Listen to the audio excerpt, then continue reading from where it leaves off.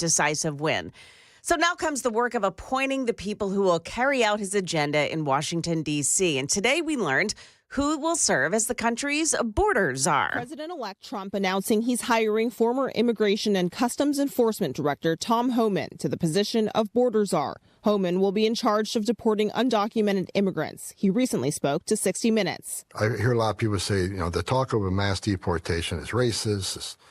It's threatening to the immigrant community.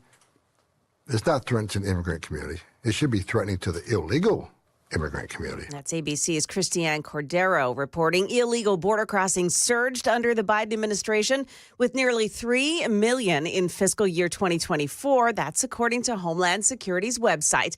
There have been more than 10.8 million illegal encounters since 2021.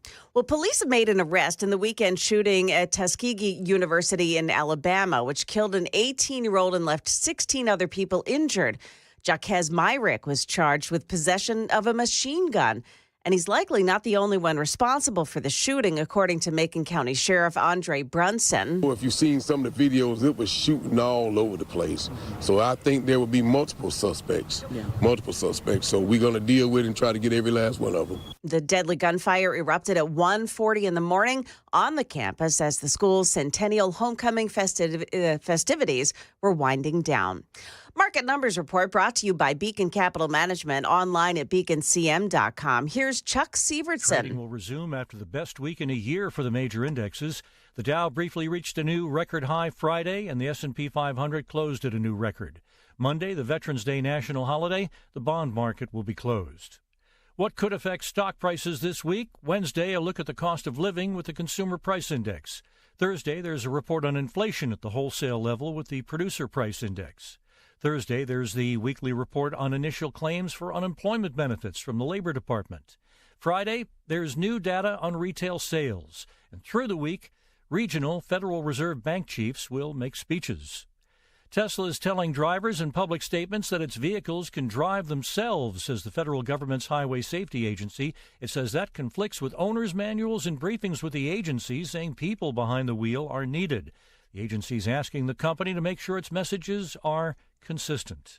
Market Numbers Report brought to you by Beacon Capital Management, online at beaconcm.com. We're going to start out very nicely this morning. The Dow futures are up 158, the NASDAQ futures gaining 45, and the S&P futures are up 15 points. That's the latest news. Traffic and weather are next. I'm Joan Jones, WTN News.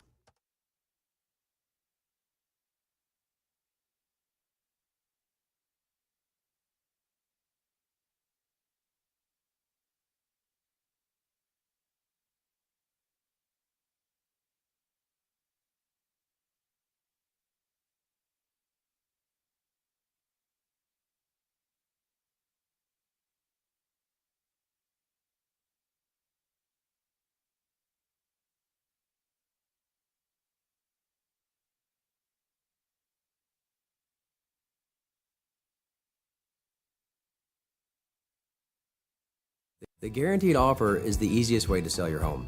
It's really simple. We bring you an all-cash offer. You close in as little as 21 days. No home inspections, no lock boxes, no open houses. Go to markspain.com to get a guaranteed offer and start packing.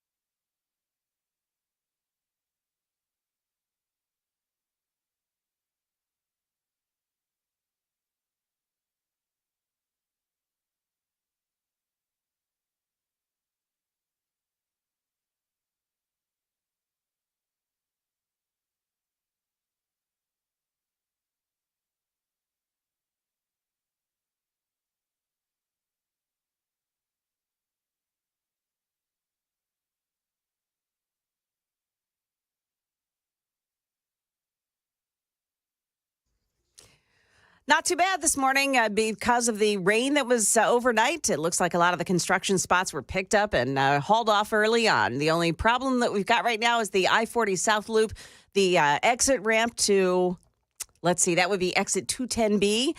That one is still just down to one lane. But other than that, we're looking good. Traffic every 10 minutes every morning on Super Talk 99.7 WTN.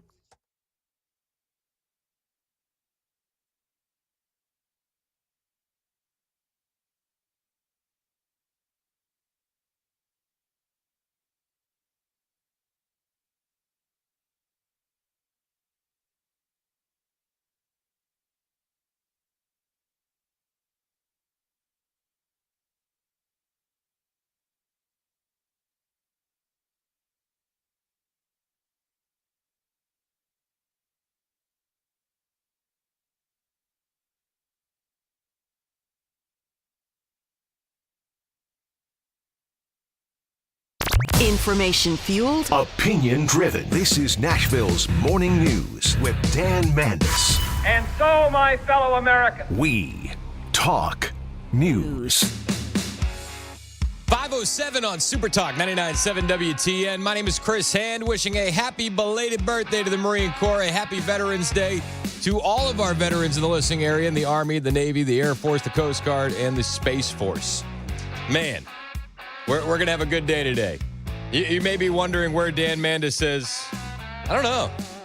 I got this call after the show Friday that can you fill in Monday, and I can only assume that renegade, that wild man, Dan Mandis, who got us a strike on our YouTube channel, has been suspended. I have to assume. It was his fault? Until I've been told otherwise, I can only assume that Dan has been suspended without pay. So that's why they had the picture of him having the rum nap. This is it. I'm just assuming that Dan he's being punished. That renegade. It's about damn time.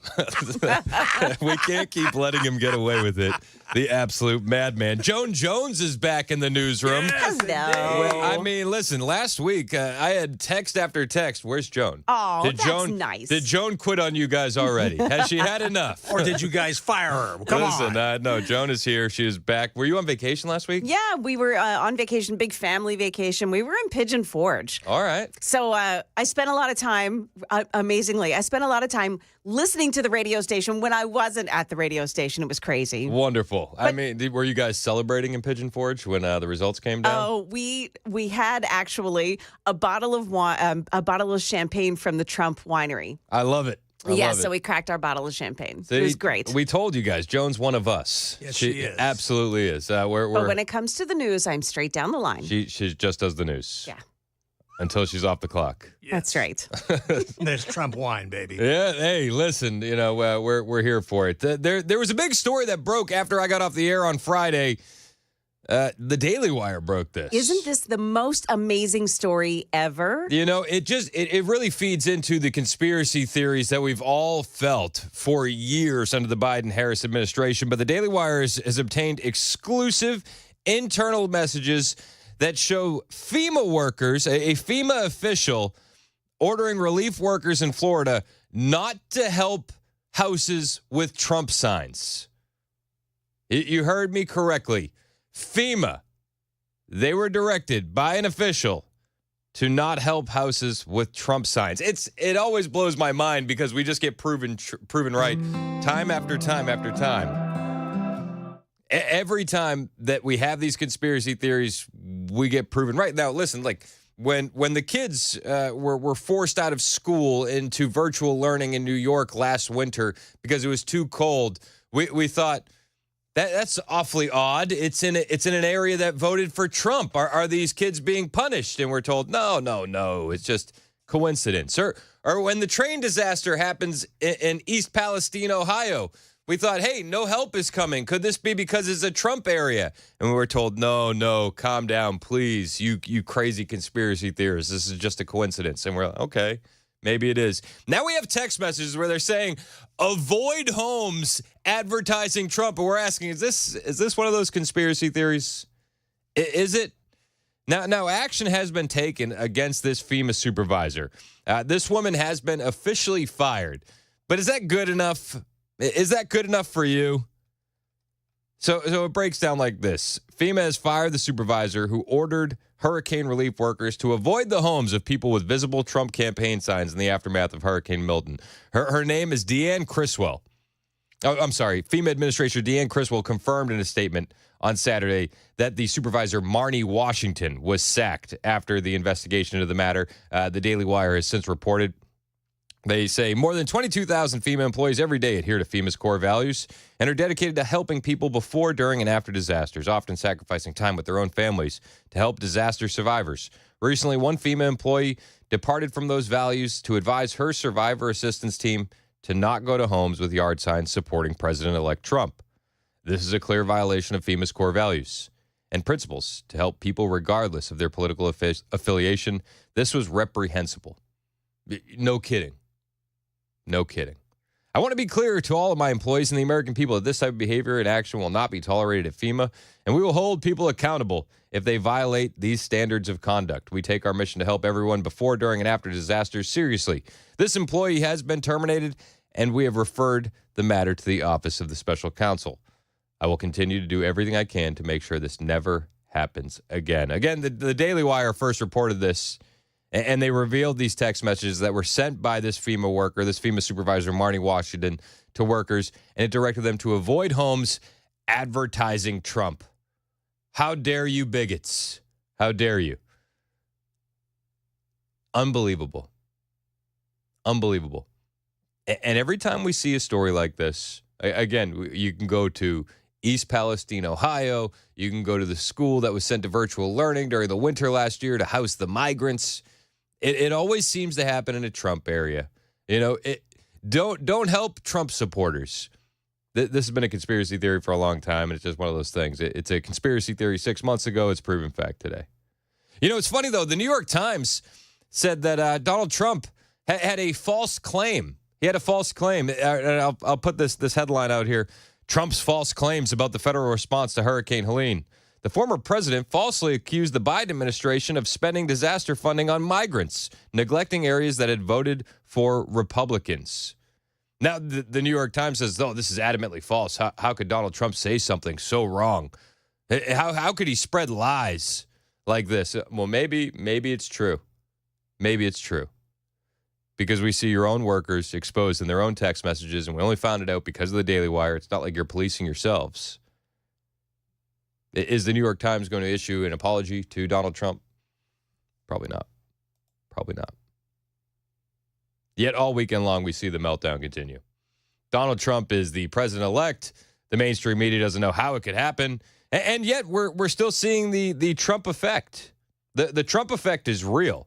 I mean, the man hasn't taken office yet, and we're seeing all sorts of positive signs. Like this one, after the Trump win, the EU is now saying that they will buy oil and liquid LNG from America over Russia. I would not say discuss, but we touched upon yesterday. It's the whole topic of LNG. We still get a lot of LNG via Russia, from Russia. And why not replace it by American LNG, which is cheaper for us and brings down our energy prices, but is something where we can get into a discussion, also what our trade deficit is concerned. So engage, look at common interest, and then negotiate. Look at common interests and negotiate. The Trump effect is real.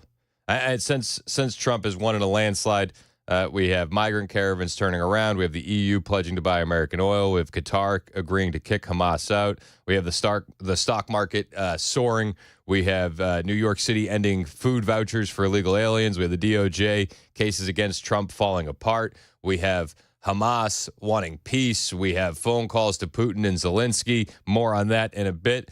But everyone is still stunned.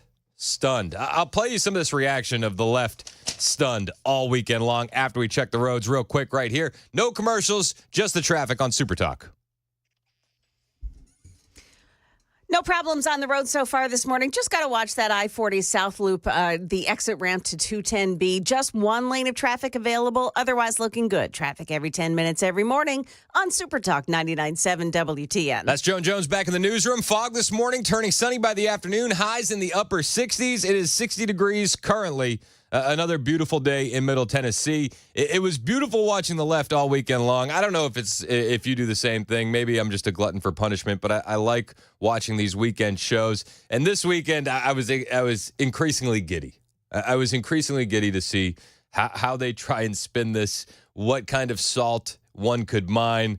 But most of the news networks, they were somber to say the least, and they just had to let you know. Clean sweep of those 7 swing states. Overnight, CBS projected Donald Trump the winner in Arizona, giving him a complete electoral vote sweep of the 7 battleground states. With a final tally of 312 electoral votes, Republicans scored their biggest White House win in 36 years. Is that good? I think that's good. Republicans will also control the Senate with at least 52 seats, and there are 2 races that have not yet been called by CBS News. It's a good thing, right? I think we're doing good. We are doing good. Red wave. Red Accomplished. wave. Listen, I mean, we've been told for years that a red wave was incoming. This is the first time we've seen a real red wave. And big time. I mean, Trump was making massive gains in some of the most Democrat places in the country. This, according to ABC. He also made significant gains in some of the most Democratic places in the country, doing better in places like Brooklyn, New Jersey, and Chicago. And in deep blue California, Donald Trump is on track to do better than any Republican in 2 decades. And he was running against a Californian. Weird. How could this be? Says ABC. What happened?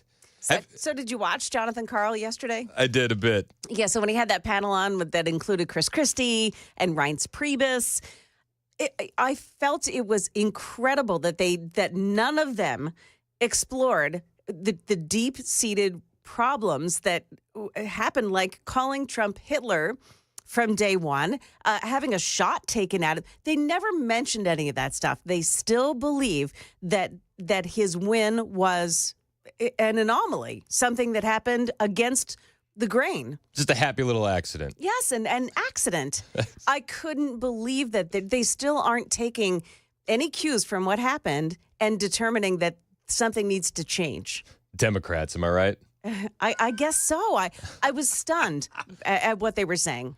Stunned. And they were just as stunned as you are in their coverage. They are just as stunned that Donald Trump has won. Jonathan Karl, flabbergasted, I think would be the best way to put it. In just 71 days, Donald Trump will be sworn in again as president of the United States. I love the way he did that. Jonathan Karl Marx. What a guy. Please, anybody. Somebody help us. Call the EU. We need somebody. His comeback victory unlike anything we have ever seen in American history. Just take a look at the final results. With Arizona now projected for Trump, he locks in a sweeping victory in every single battleground state. And Trump did more than that. He made big gains with young voters and with Latinos, doing better among Hispanic voters than any Republican presidential candidate since the first exit polls were conducted in 1976. He even did better among women than when he ran against Joe Biden. Hispanic and female Nazis. It's the only explanation. We have hordes and hordes of Hispanic and female Nazis running around this country. That's the only thing that could make any sense. The comeback victory. I mean, I don't know about you. I thought we could still be dealing with legal battles today. I thought that we could still be in the weeds, not having a winner declared today. And I think that's the most shocking thing of all this to me. I always thought Donald Trump was going to win. I didn't think he was going to win so quickly and so decisively. He has now swept all 7 of the battleground states. He almost took Virginia. It was wild, man. Absolutely wild. And I love to see it. And I love the weekend shows. Just not being able to cope with what they just witnessed. NBC's Meet the Press was another one of those coping and seething shows over the weekend. President-elect Donald Trump is now returning to the White House after an historic political realignment. Mr. Trump swept all 7 battleground states after NBC News projected overnight that he won Arizona. He also tore down the Democratic blue wall and is poised to become the first Republican in 2 decades to win the national popular vote. President-elect Trump charged with plotting to overturn the last election, now establishing himself as a transformational political force. There it is, right? They couldn't even make it 30 seconds without saying, well, he did try to overthrow the last election. The orange man is still bad. I'm surprised they didn't use convicted felon. Honestly, I think if we go a little bit more into the cut, we'll get to the convicted felon part. I'll bring you some more reactions, some more cope from over the weekend when we get back. But we also have a new battle brewing. We have a massive battle brewing, this time in the Senate. We'll talk about it. It's 521 on Super Talk, 99.7 WTN.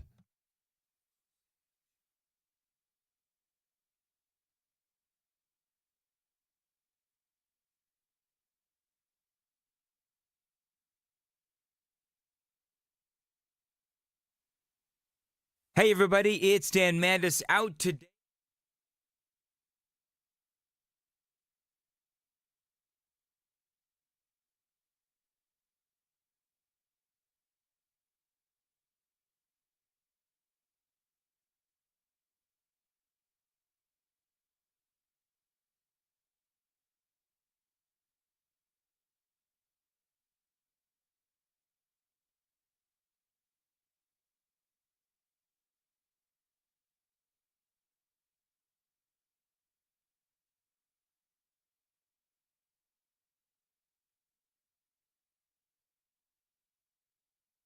Hey everybody, Dan Mandis with Nashville's Morning News and Super Talk 99.7 WTN.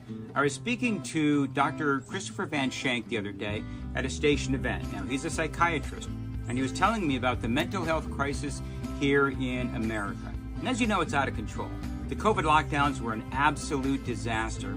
And Dr. Van Shank, again, he's a psychiatrist. And if you're one of those people, you feel like maybe you need to talk to somebody, I would recommend Dr. Christopher Van Shank. He can help you with addictions, depression, anxiety. He can also help kids with the same thing. He's been doing this for 15 years. He's been helping people, and he is here for you today. So if you want to check out his website is nolensvillepsychiatry.com. That's nolensvillepsychiatry.com. There's a whole list of issues that he can help you with. So check him out. If you feel like he can help you, give him a call. The number is below, and good luck.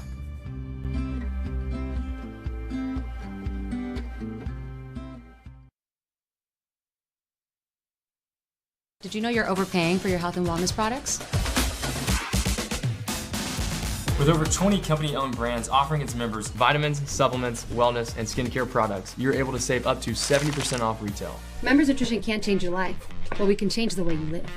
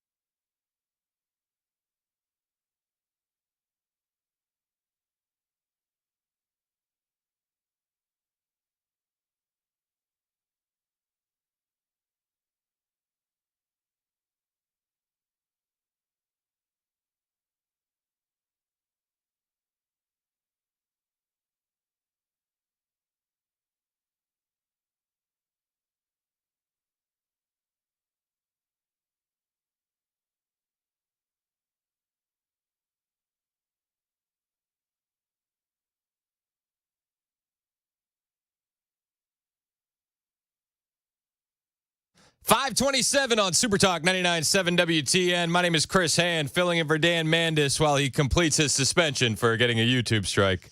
The absolute madman.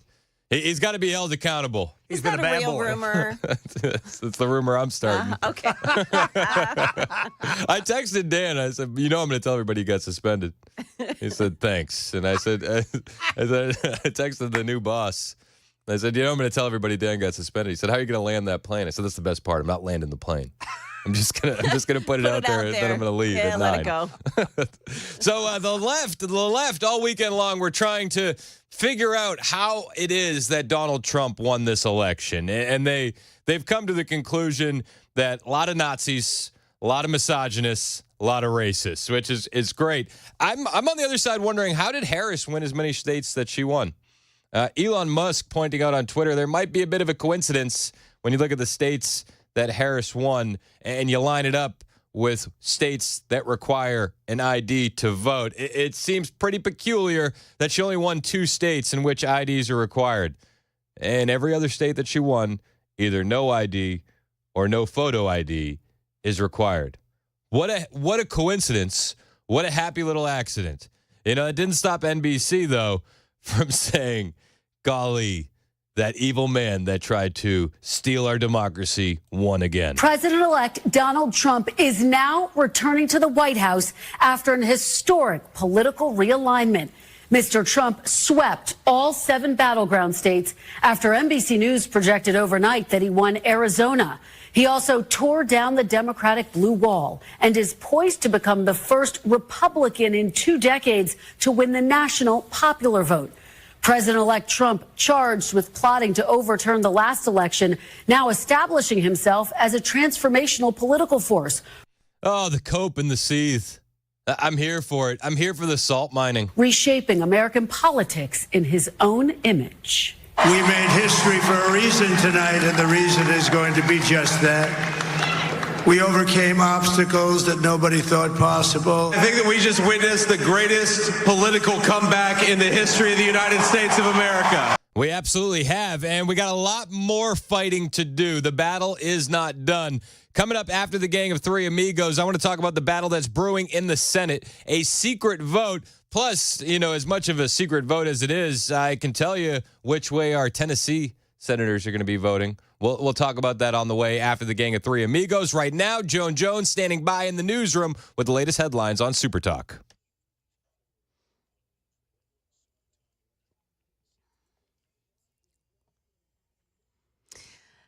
Good morning, 5:30 now, and I'm Joan Jones with your top stories. Yeah, we are looking today at a nice day. We'll get up to around 69 degrees on the sunny side. Right now, it's 57. Nice start to our day. The forecast and traffic coming up in 5 minutes. The House Committee on Oversight and Accountability is holding hearings to investigate allegations that a FEMA supervisor used her political pressure to deny hurricane survivors help in Florida. FEMA Administrator Deanne Criswell says the unnamed supervisor ran a survivor assistance team and told her workers not to go to homes with yard signs supporting President-elect Donald Trump. ABC's Perry Russum there. The supervisor's name has been revealed. Her name is Marnie Washington. Now, this issue came to light after whistleblowers talked to the Daily Wire and revealed the email and that the now fired supervisor sent to her subordinates.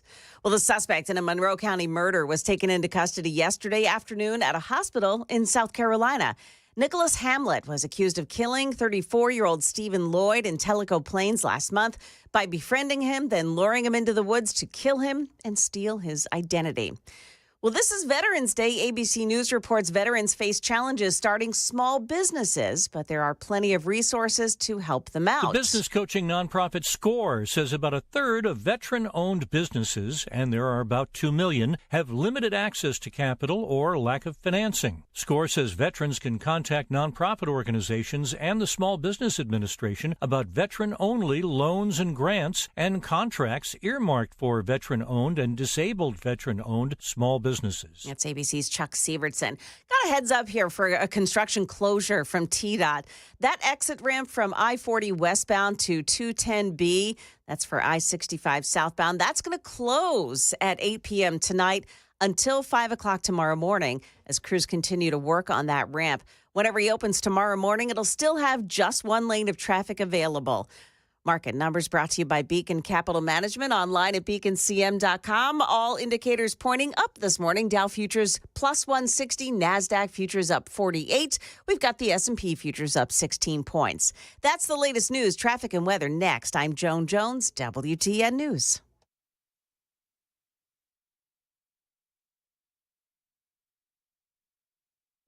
Hey, what's up, guys? It's Matt Murphy in the middle of downtown Franklin, Tennessee. We've talked so much about Savory Spice. I thought, why not show you the place? So let's go on in and see what's popping at Savory Spice. As I've always said, you will smell the spices even before you walk in. I can smell them right here in the doorway. Come on in, and let's introduce you to the one and only Holly, who is the owner and proprietor of Savory Spice. Say hey, Holly. Hello, everyone. Now, enough about Holly. Let's talk about spicy and easy products like the incredible taco soup, which, as I said, you put this in a crock pot, you put all the ingredients that it tells you to buy right there, you put the spices in, and it's so easy. So if you don't know what you're doing around the kitchen, it's a perfect way to find your way around the kitchen, as is the Mediterranean dill risotto. Now, for the holidays, pumpkin pie spice. What doesn't it have, Holly? Pumpkin. Doesn't have any pumpkin in it. That's a fun fact for all of you kids out there. Now, if you stop by Savory Spice, either in the Franklin location or at L&L Market, you can get yourself a sample of the dill dip, which is my absolute favorite. Just tell them Matt Murphy sent you to Savory Spice with purchase now. So come by Franklin or L&L Market in Nashville and come see Holly and the entire crew at Savory Spice.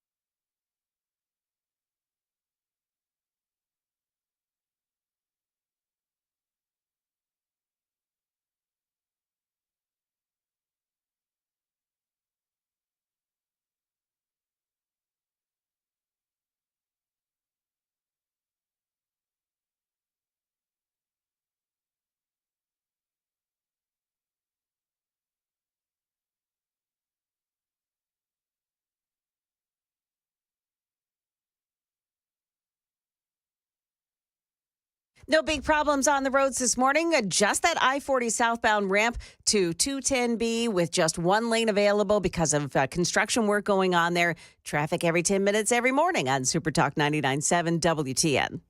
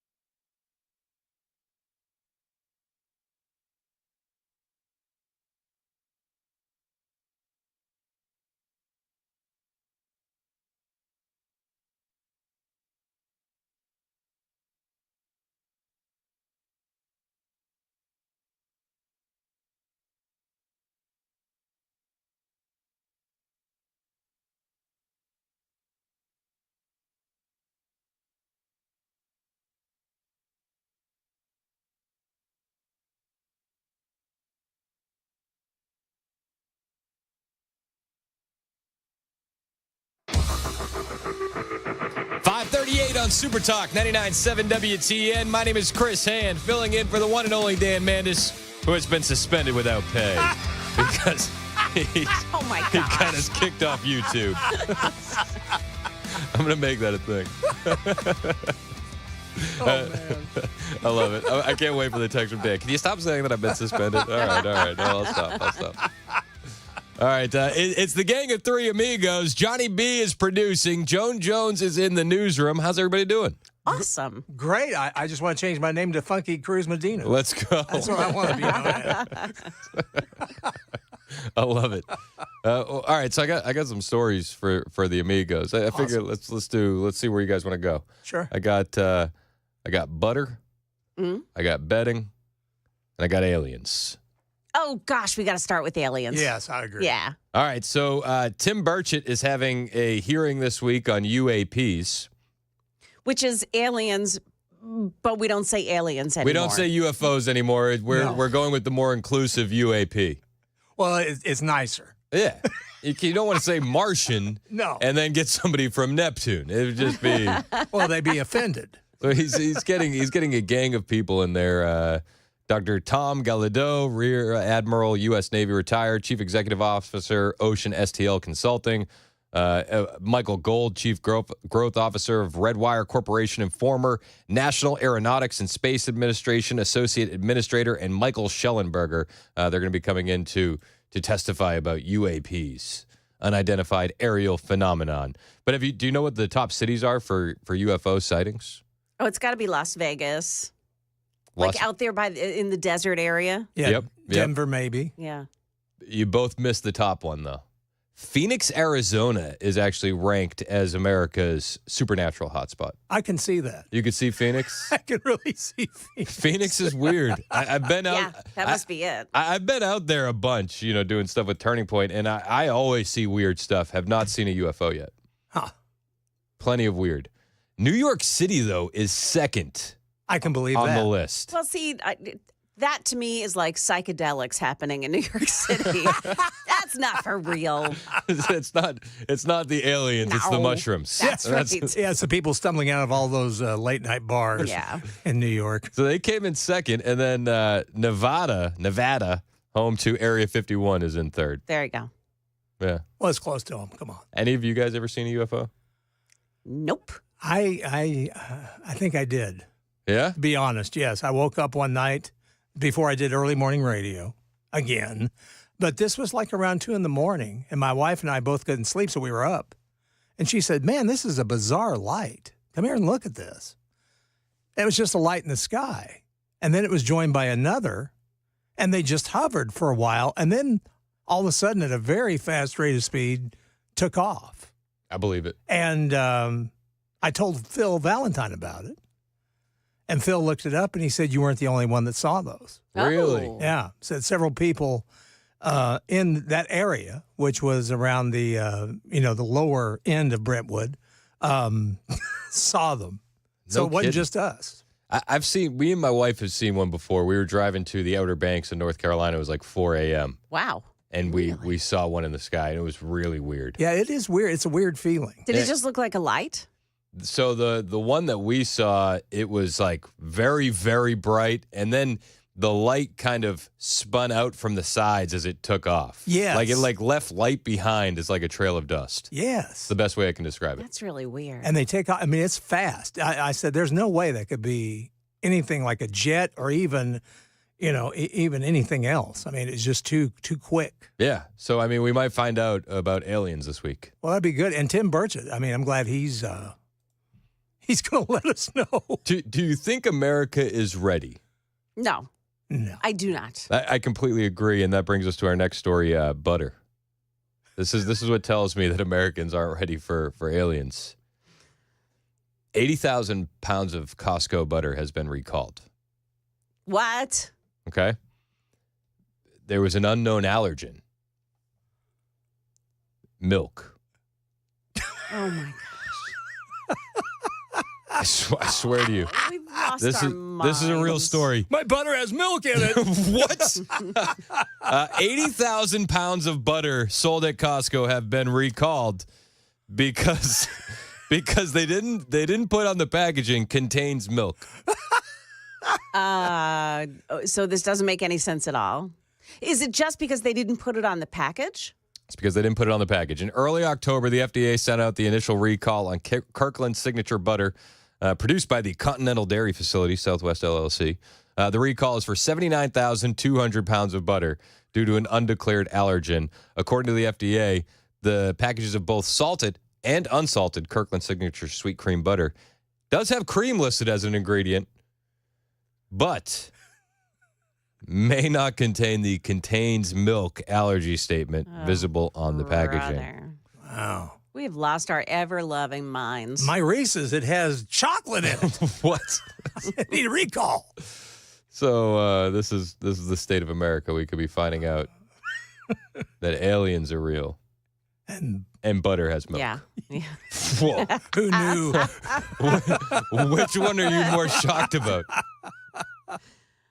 Oh, man. I don't know. I don't know how to feel about this country sometimes. I get a lot of hope, and then I see this butter recall. I'm like, golly, how did Trump win? Yeah. When we have to recall 80,000 pounds of butter because it may contain milk. I have. Are you done? Because I have a really good story that may help you to understand why it is that Trump was elected. Hit it, Jen. Yeah. Okay. So this is about a bunch of kids who had gone to a house that on trick or treat on Halloween night. And they went to this house in particular because they found out that this house was giving away 2 candy bars. Whoa. Yeah, per kid. And they left them at the front door. And so they had the Ring doorbell camera running. And here's some of the kids. Just listen to these kids talking to the camera itself. Oh, hang on. I'm not where I should be here. Hang on. Mm-hmm. Don't you hate it when the news person says they got something going on? Yeah. So they're cool. It's like 8 to 1. Trump's winning. I'm ringing the doorbell. Hey, Trump's gonna win, okay? Don't ring it. Wait, don't do that. Trump's gonna win. Trump or treat. Wait for it. Here it comes. I hate Kamala Harris. Trump or treat. How did they get my kids on video? Yeah. Oh, man, that was too good. The kids are all right. Kids are all right. Have we done a wellness check on Martha Raddatz? Oh, man. Is she all right? Lord knows we need to. Lord knows we need to. Trump or treat, Martha. There's your next generation of voters. I love it. Right there. I do too. That was like my son Brooks. He's 7. I was wearing my Trump trash man vest. And Virginia had put on a trash bag.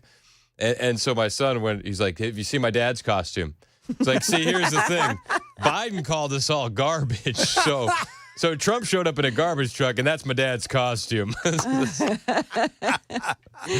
But we're promoting you. We're getting some early betting odds for 2028. Already? Yes. What? The New York Post has this. With Donald Trump constitutionally precluded from running for a 3rd term 4 years from now, speculation has begun swirling about who will run to succeed him. Right now, the current favorite to become the 48th president with a 25% chance, J.D. Vance. Oh, yeah. Yes, indeed. Makes sense. It does make sense. After that, Michelle Obama.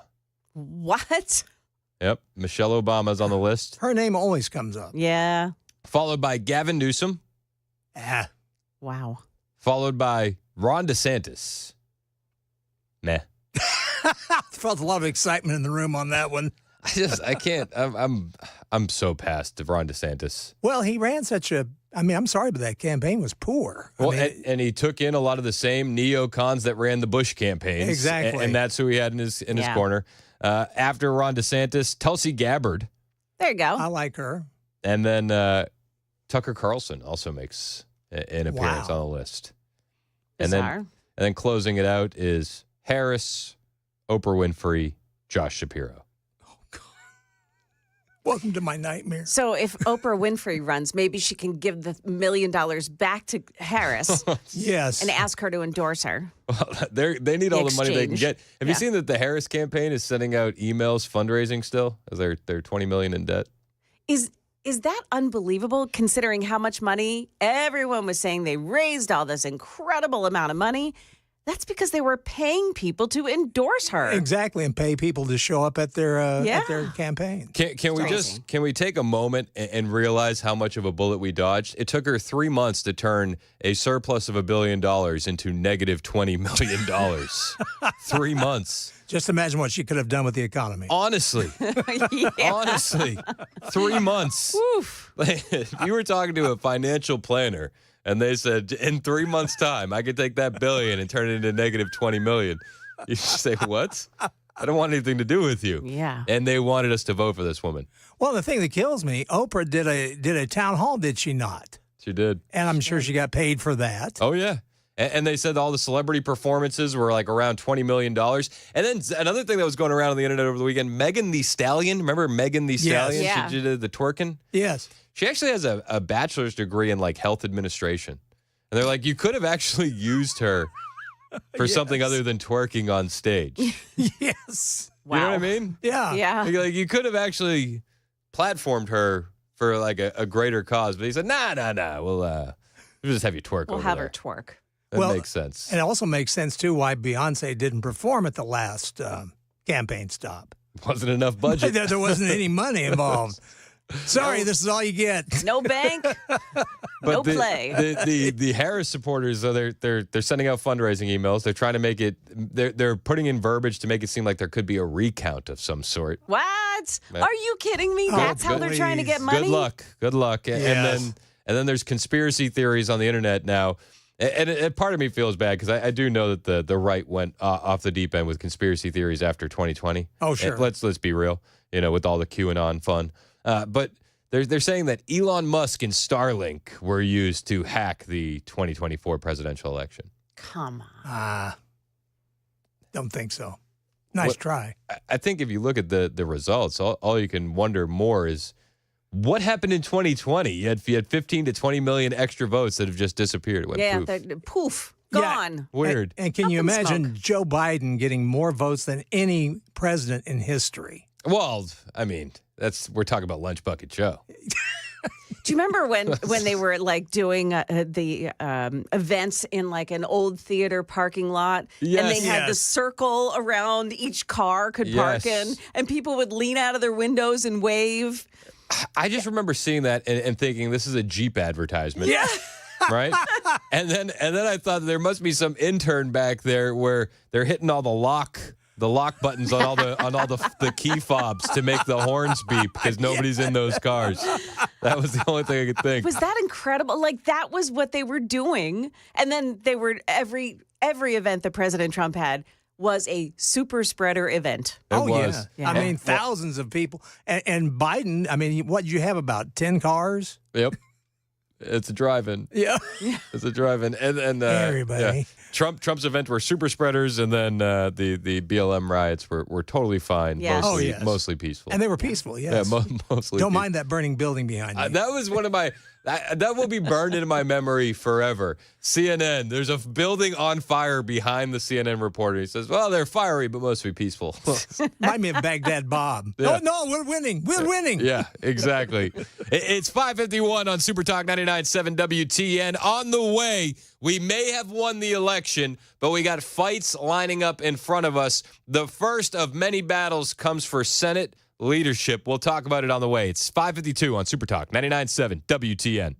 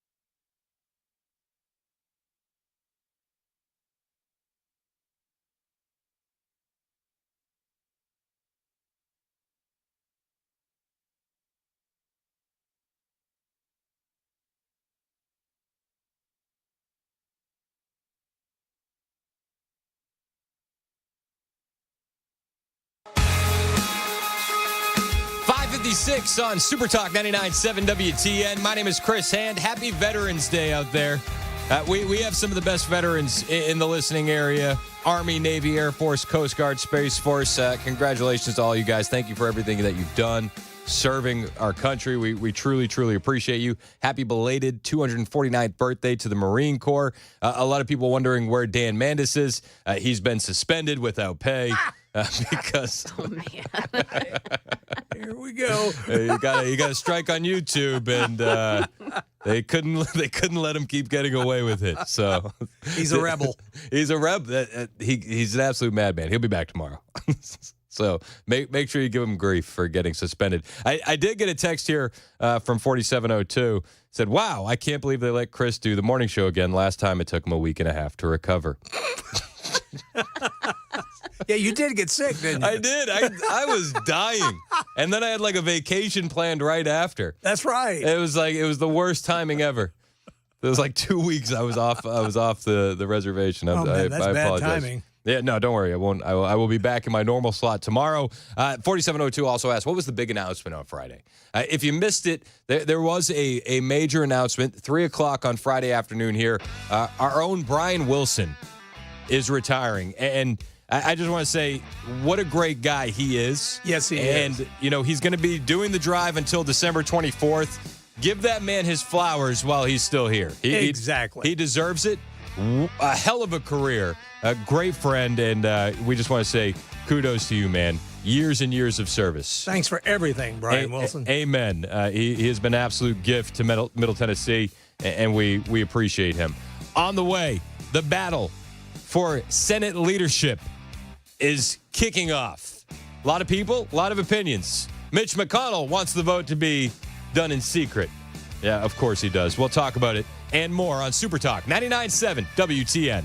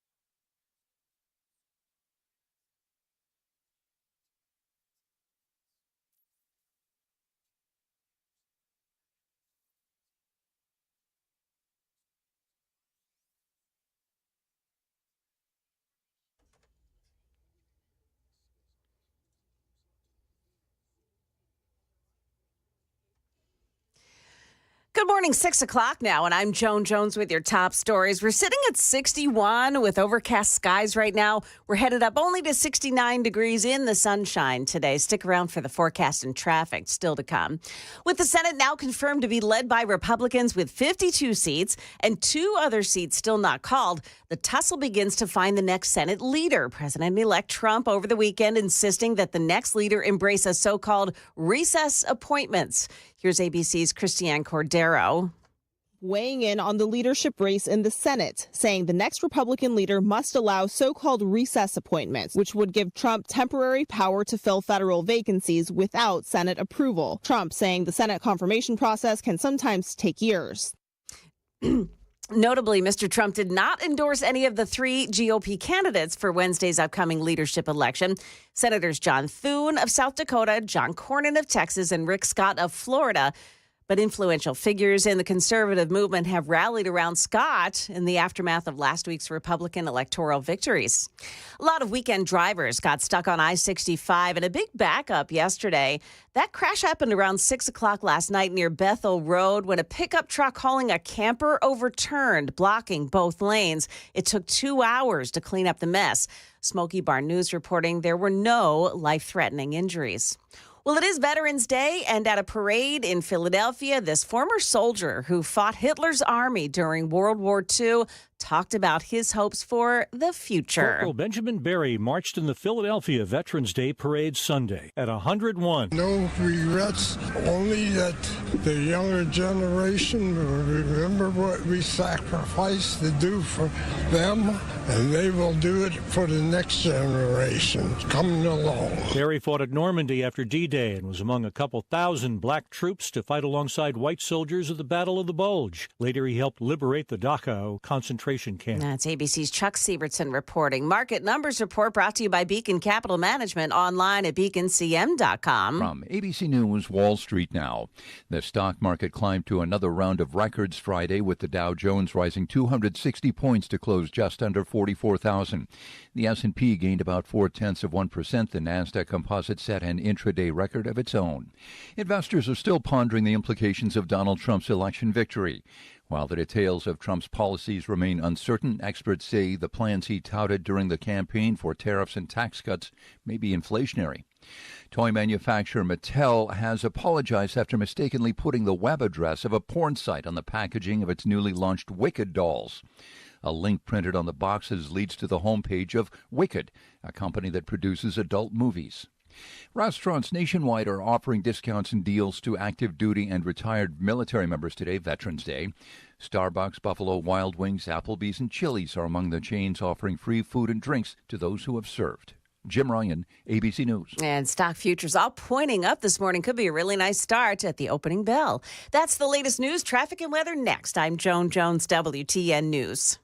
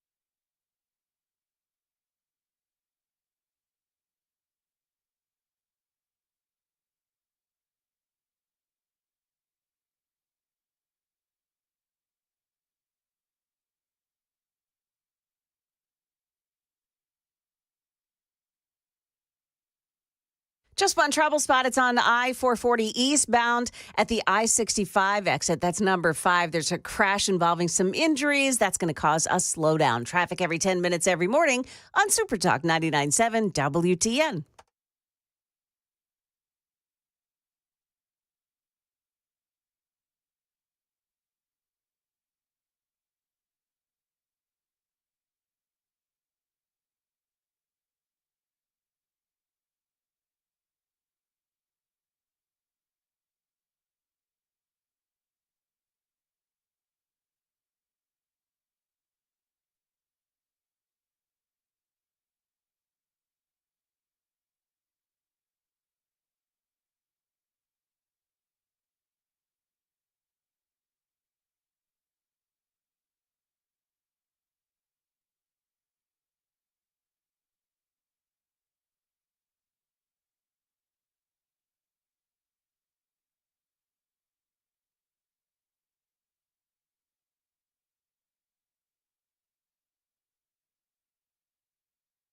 Information fueled, opinion driven. This is Nashville's Morning News with Dan Mandis. And so, my fellow Americans, we talk news.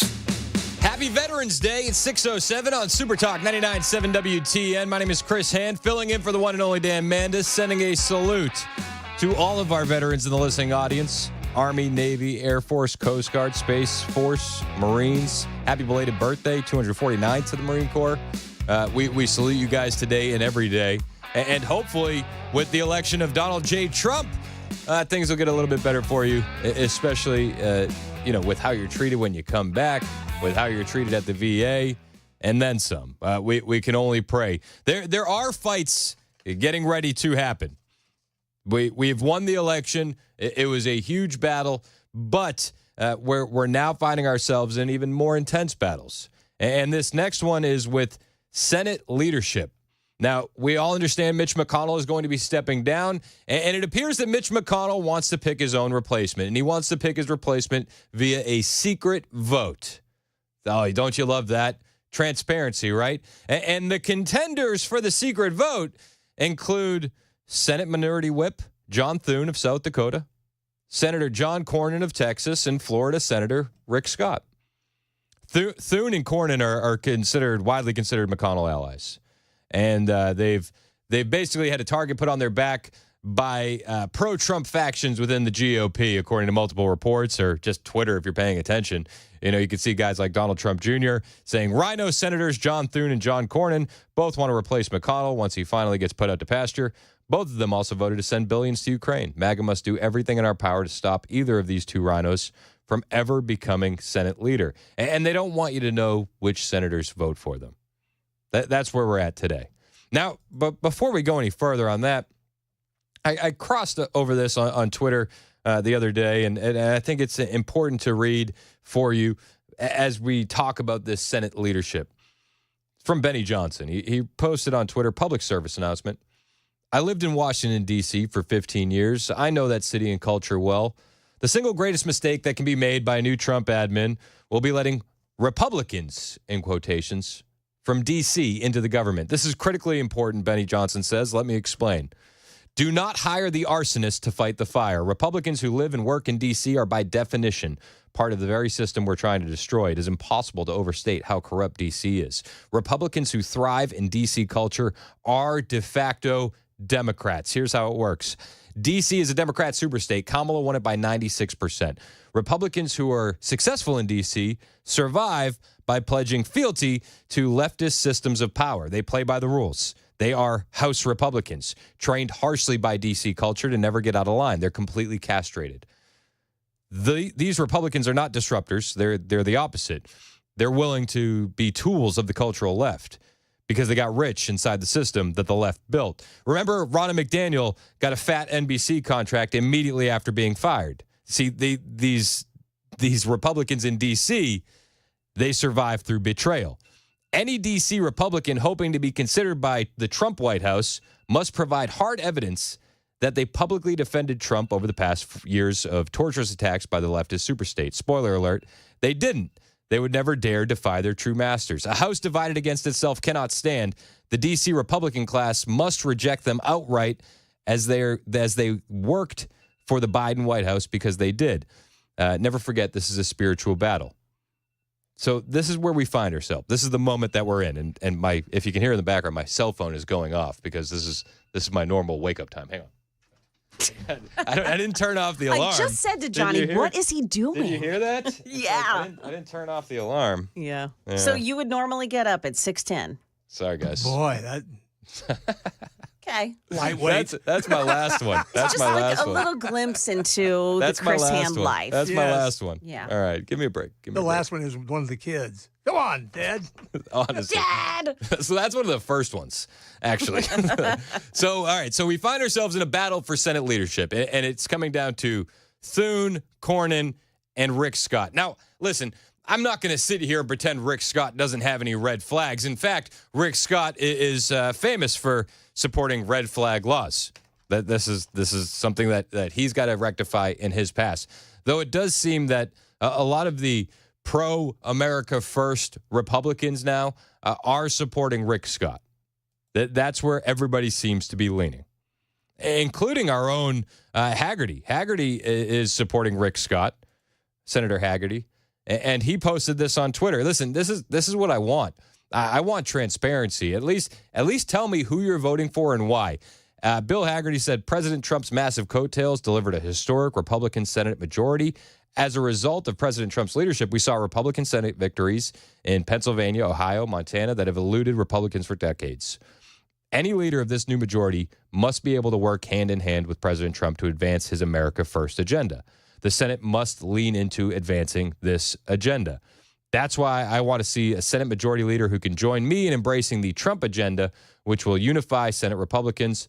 On Wednesday, I will be voting for Rick Scott. Bill Hagerty, out in front, voting for Rick Scott. Now, on the flip side, we have one Marsha Blackburn. Marsha Blackburn is allegedly going to be voting for Rhino Thune for Senate Majority Leader. Jack Posobiec posted on Twitter, the real reason Marsha Blackburn is supporting John Thune for leader is because her campaign strategist, Ward Baker, is adamantly opposing Rick Scott's candidacy. Oh, why would that be? Well, Jack Posobiec says that Rick Scott fired Baker on his Florida governor campaign in 2010. So he's a little salty. And maybe Marsha is getting advice from him. Now, I did reach out to Bill Hagerty's team, and I reached out to Marsha Blackburn's team. I wanted to welcome both of them on this show to discuss this. I got no takers. Bill Hagerty may join my show later in the week. Haven't heard back from Marsha Blackburn's camp on when they'll be able to join. But we want to know. And Marsha Blackburn isn't being outwardly transparent with who she's voting for. And the rumors are that she's voting for a rhino. We can't have that. Now, one of the main things that Trump wants is he wants to be able to have recess appointments. He posted this on Twitter last night. He said, any Republican senator seeking the coveted leadership position in the United States Senate must agree to recess appointments in the Senate, without which we will not be able to get people confirmed in a timely manner.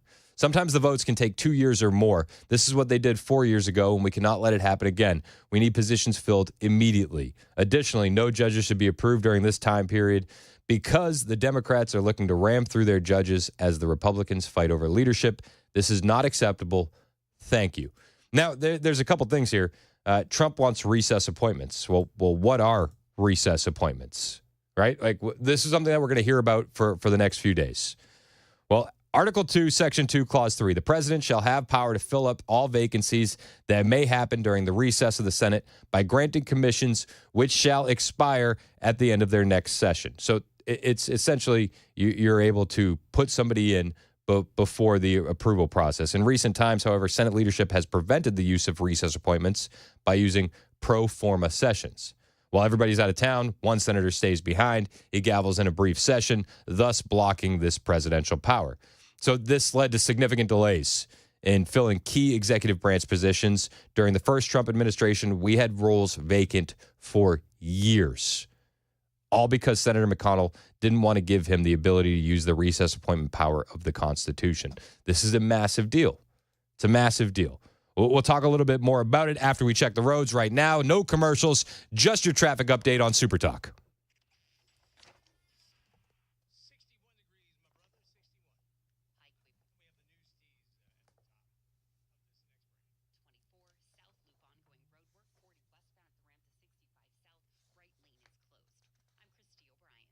Thank you, Christy. 616 on Super Talk 99.7 WTN. 61 degrees. We got some fog this morning. It will be sunny this afternoon. High upper 60s. Going to be a beautiful day in Middle Tennessee. We're talking about the battle for the U.S. Senate leadership. Republicans are in control of the Senate. We need a good Senate majority leader. Donald Trump says, listen, whoever it is, I just want to be able to get my recess appointments in. He doesn't want vacancies for years. He wants to get things done right away. Now, I will say this. Trump didn't really put his thumb on the scale. He didn't say, I want Cornyn. He didn't say, I want Thune. He didn't say, I want Scott. But there are a lot of people out there that are putting their thumbs on the scale. You got guys like Jack Posobiec and Charlie Kirk, and they want Rick Scott. You got guys like Tucker Carlson out there. Tucker weighing in on this Senate leadership, and he's just wondering what the hell is going on. He posted on Twitter yesterday, what the hell is going on in the U.S. Senate? Hours after Donald Trump wins the most conclusive mandate in 40 years, Mitch McConnell engineers a coup against his agenda by calling early leadership elections in the Senate. 2 of the 3 candidates hate Trump and what he ran on. One of them, John Cornyn, is an angry liberal whose politics are indistinguishable from Liz Cheney's. The election is Wednesday.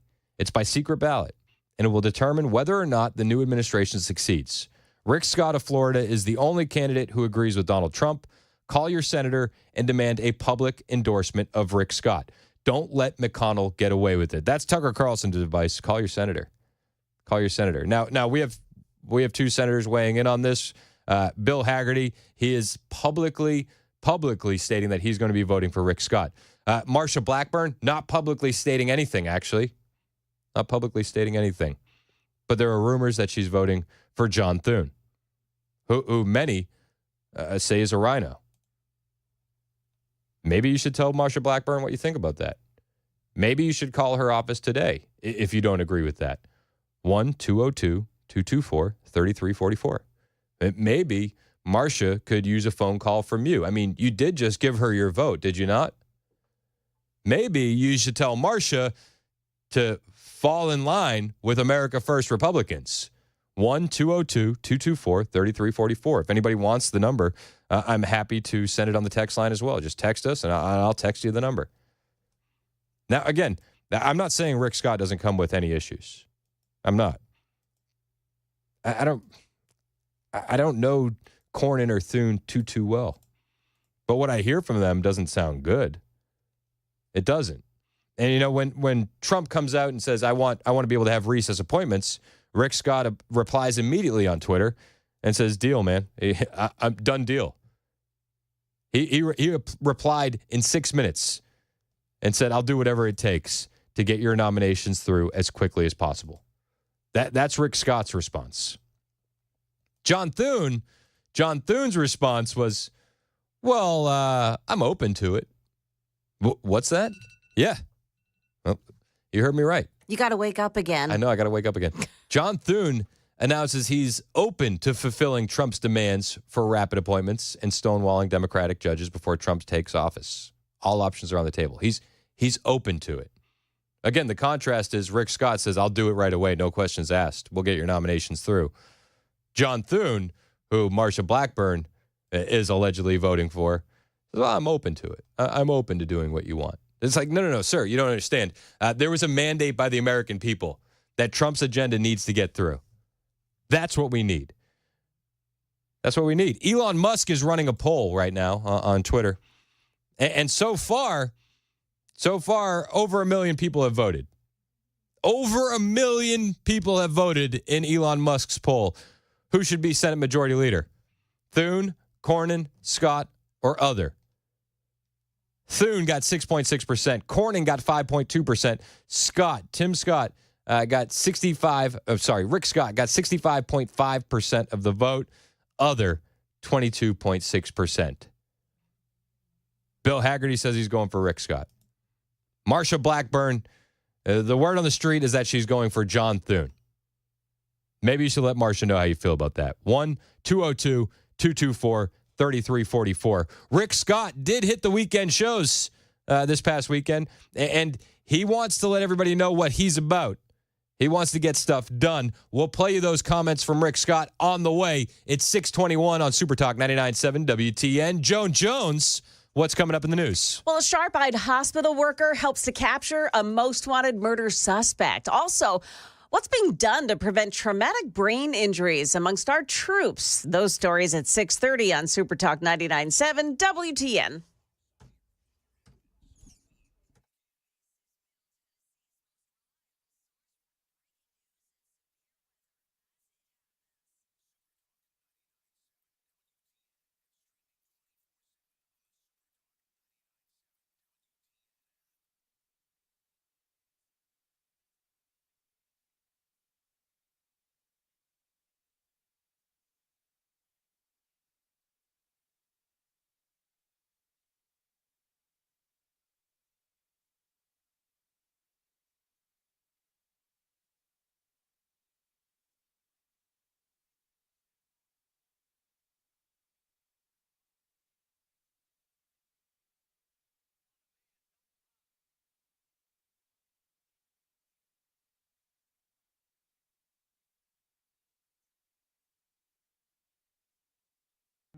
Hey, what's up, guys? It's Matt Murphy in the middle of downtown Franklin, Tennessee. We've talked so much about Savory Spice. I thought, why not show you the place? So let's go on in and see what's popping at Savory Spice. As I've always said, you will smell the spices even before you walk in. I can smell them right here in the doorway. Come on in and let's introduce you to the one and only Holly, who is the owner and proprietor of Savory Spice. Say hey, Holly. Hello, everyone. Now, enough about Holly. Let's talk about spicy and easy products like the incredible taco soup, which, as I said, you put this in a crock pot, you put all the ingredients that it tells you to buy right there, you put the spices in, and it's so easy. So if you don't know what you're doing around the kitchen, it's a perfect way to find your way around the kitchen, as is the Mediterranean dill risotto. Now, for the holidays, pumpkin pie spice. What doesn't it have, Holly? Pumpkin. Doesn't have any pumpkin in it. That's a fun fact for all of you kids out there. Now, if you stop by Savory Spice, either in the Franklin location or at L&L Market, you can get yourself a sample of the dill dip, which is my absolute favorite. Just tell them Matt Murphy sent you to Savory Spice with purchase now. So come by Franklin or L&L Market in Nashville and come see Holly and the entire crew at Savory Spice.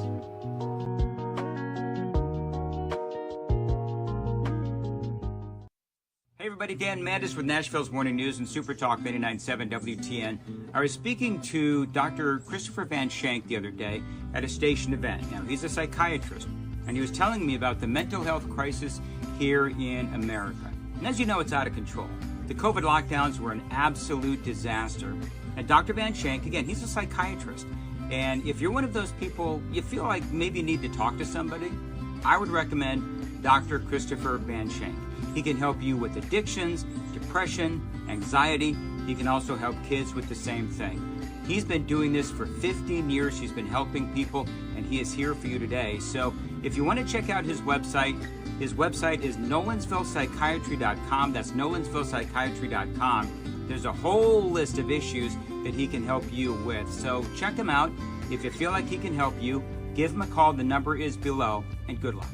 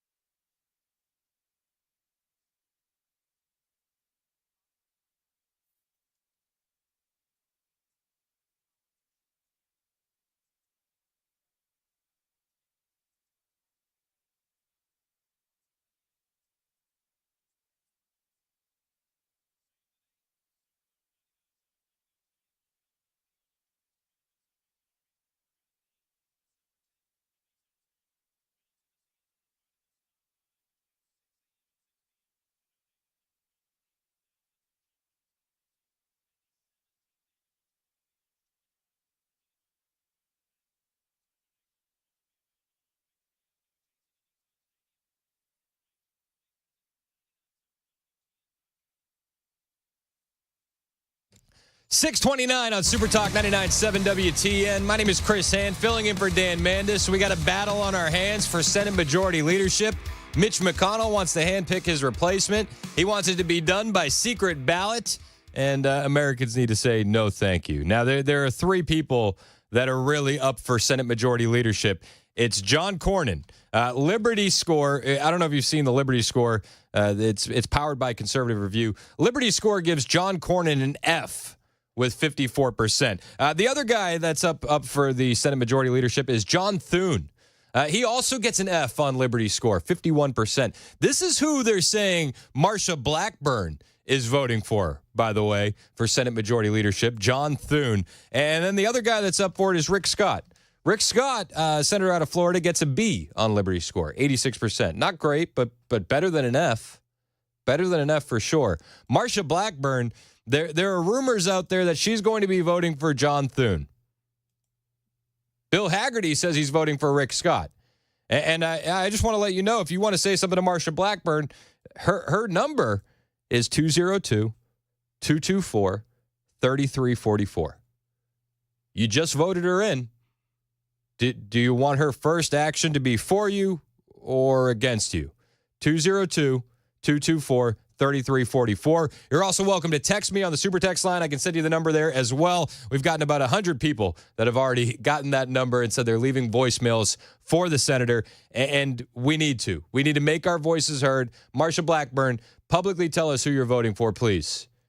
And don't let it be a rhino. It's 6:30 on Super Talk 99.7 WTN.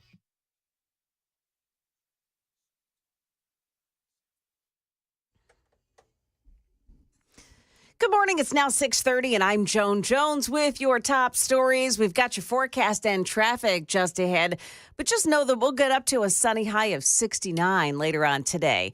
Well, the manhunt is over for Nicholas Hamlet. He was wanted for the murder of a man in Tellico County. Hamlet had been in a South Carolina hospital when an employee recognized him yesterday. He's accused of killing 34-year-old Stephen Lloyd of Knoxville. And Lloyd's mother tells Channel 4 that Hamlet lured her son into the woods. He was being tricked that he was going to get money and a house and all this stuff.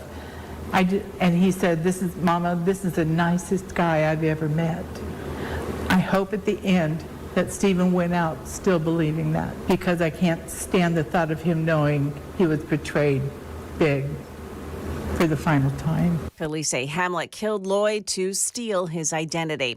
On this Veterans Day, there are new steps to prevent mysterious traumatic brain injuries among U.S. service members. The Army believes they're linked to powerful blasts during training for special forces, and they're already taking steps. Because they simply cannot wait the 10 years or so it might take to figure this out. So the shoot houses no longer have concrete walls, for example. They now have rubber walls.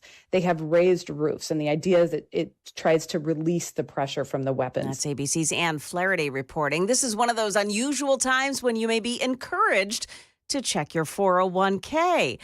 That's because of the so-called Trump rally. It sent the three major indexes to record highs last week. And today it looks like things are going to start off well again. Market Numbers Report brought to you by Beacon Capital Management, online at beaconcm.com. We've got Dow futures right now up 189 points. The NASDAQ futures are gaining 72, and the S&P futures are plus 21. That's the latest news, traffic, and weather next. I'm Joan Jones, WTN News. Hey, it's Dan Mandis with a question for you homeowners. If your roof was destroyed in a storm, how much of that replacement cost would your insurance company cover? Now, if you don't know, you really do need to ask, because some insurance companies, they refuse to pay full replacement cost. They're going to deduct money for an older roof. Now, this means that the insurance company is depreciating how much they pay for your roof claim.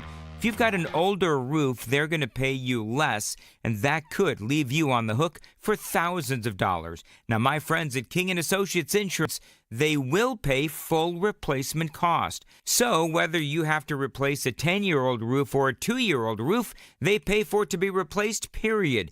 It is that kind of focus on customer service that makes King & Associates Insurance one of the best insurance companies around. Call them, tell them Dan told you to reach out, 615-329-8121. 615-329-8121. Get your royal review, tkinginsurance.com.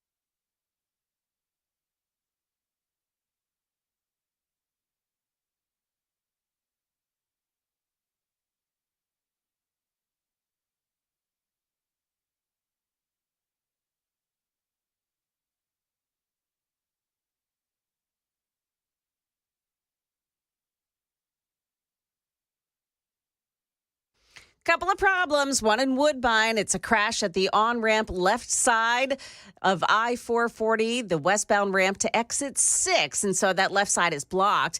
There's a car off into the grass there, and people may be checking that out. Also in Brentwood, a crash. The off-ramp right lane is blocked on I-65, the southbound ramp to exit 74. Be careful in those spots. Traffic every 10 minutes every morning on Super Talk 99.7 WTN.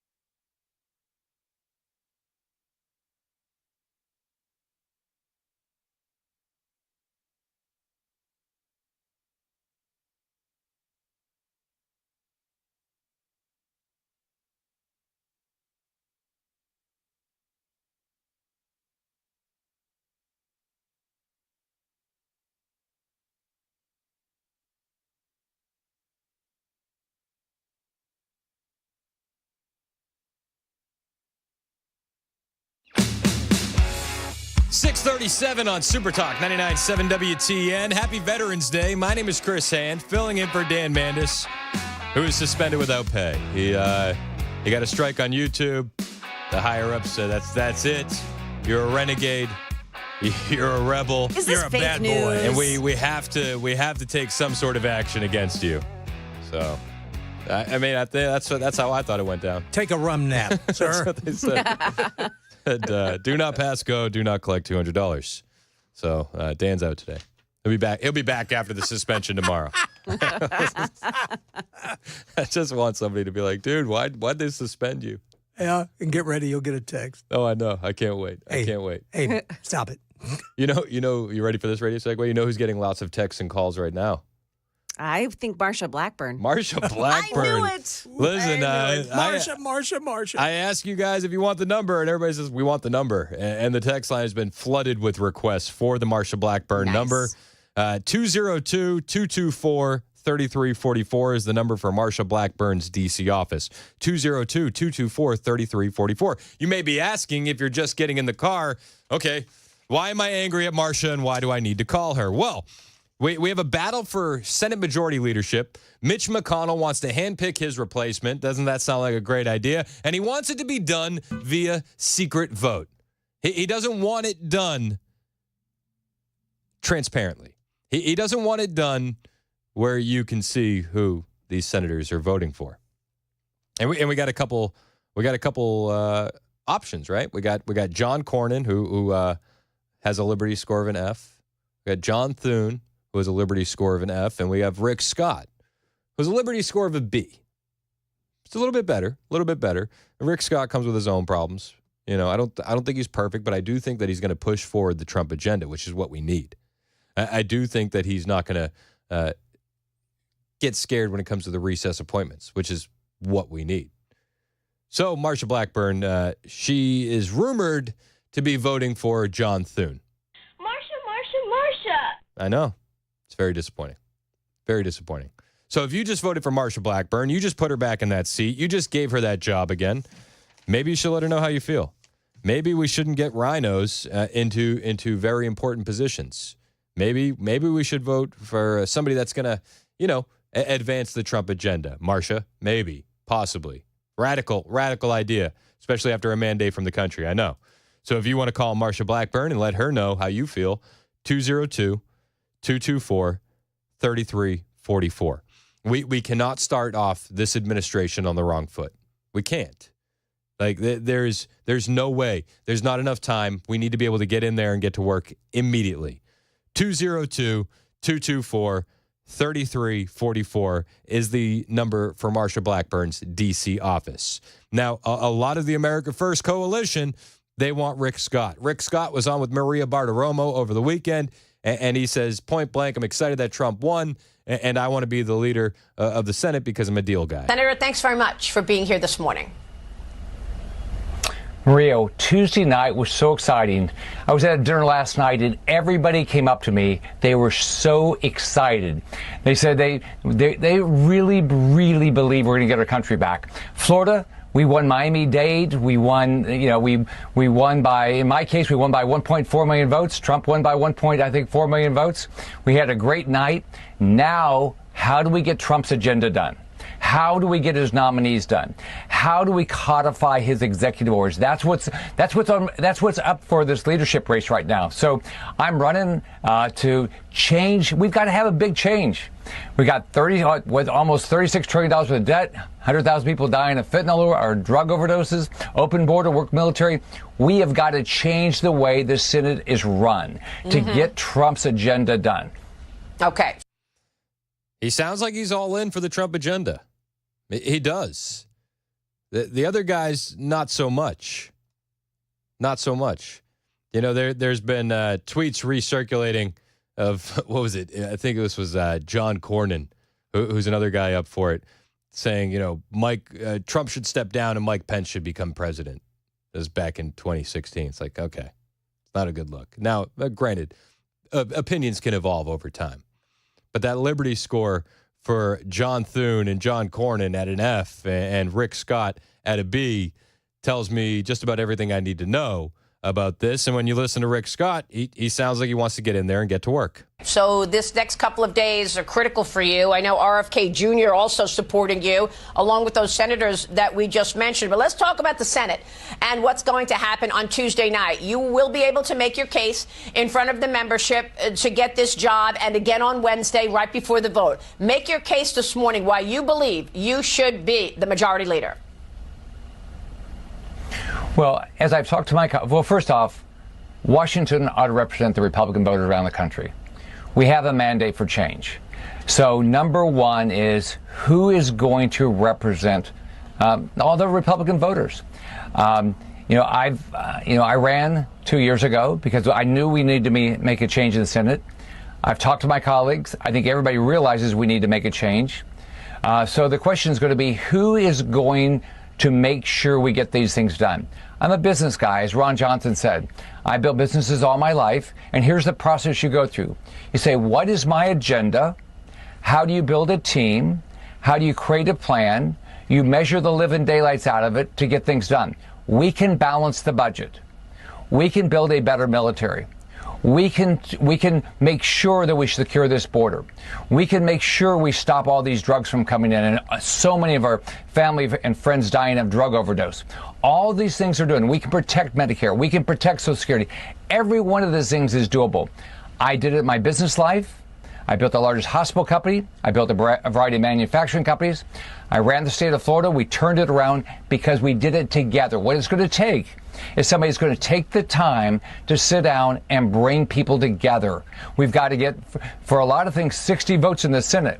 So we've got to have somebody that's going to sit down with Democrats and say, how do we balance a budget? That's Rick Scott essentially making his case to the American people over the weekend on the Maria Bartiromo show why he should be the Senate Majority Leader. Now, a moment ago, I misspoke, and I had said that there was a tweet circulating from John Cornyn. It was actually from Senator John Thune, who Marsha Blackburn is rumored to be voting for Senate Majority Leadership.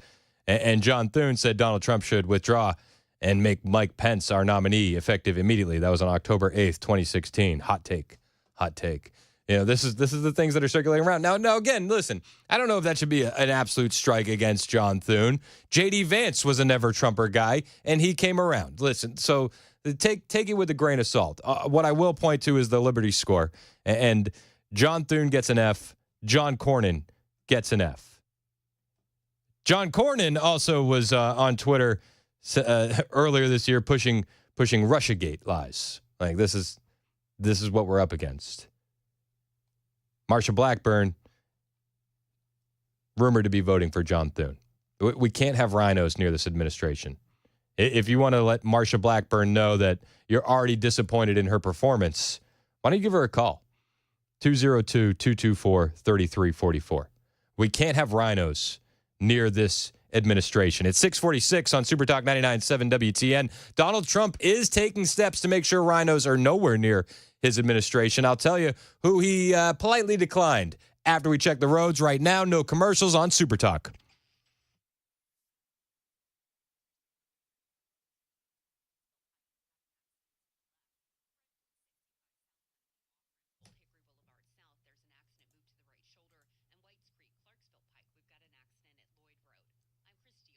Thank you, Christy. 646 on Super Talk 99.7 WTN. 61 degrees out. We got some fog this morning. It'll be sunny this afternoon. Highs in the upper 60s. Looking for a beautiful day here in Middle Tennessee. And if you want to start off your day right, how about this? Trump has announced that he won't be asking Mike Pompeo or Nikki Haley to join his administration. I know. Feels good. Feels good, doesn't it? I mean, Mike Pompeo. Come on, guy. What are we doing? Nikki Haley. No, thank you. No, thank you. Trump actually tapped Elise Stefanik to be his ambassador to the UN, which was the gig that Nikki Haley previously held in the last administration. Bye-bye. I hope her career is done. I do. I'm not saying that I hope she doesn't work again. I hope she gets a nice job just somewhere far away from politics.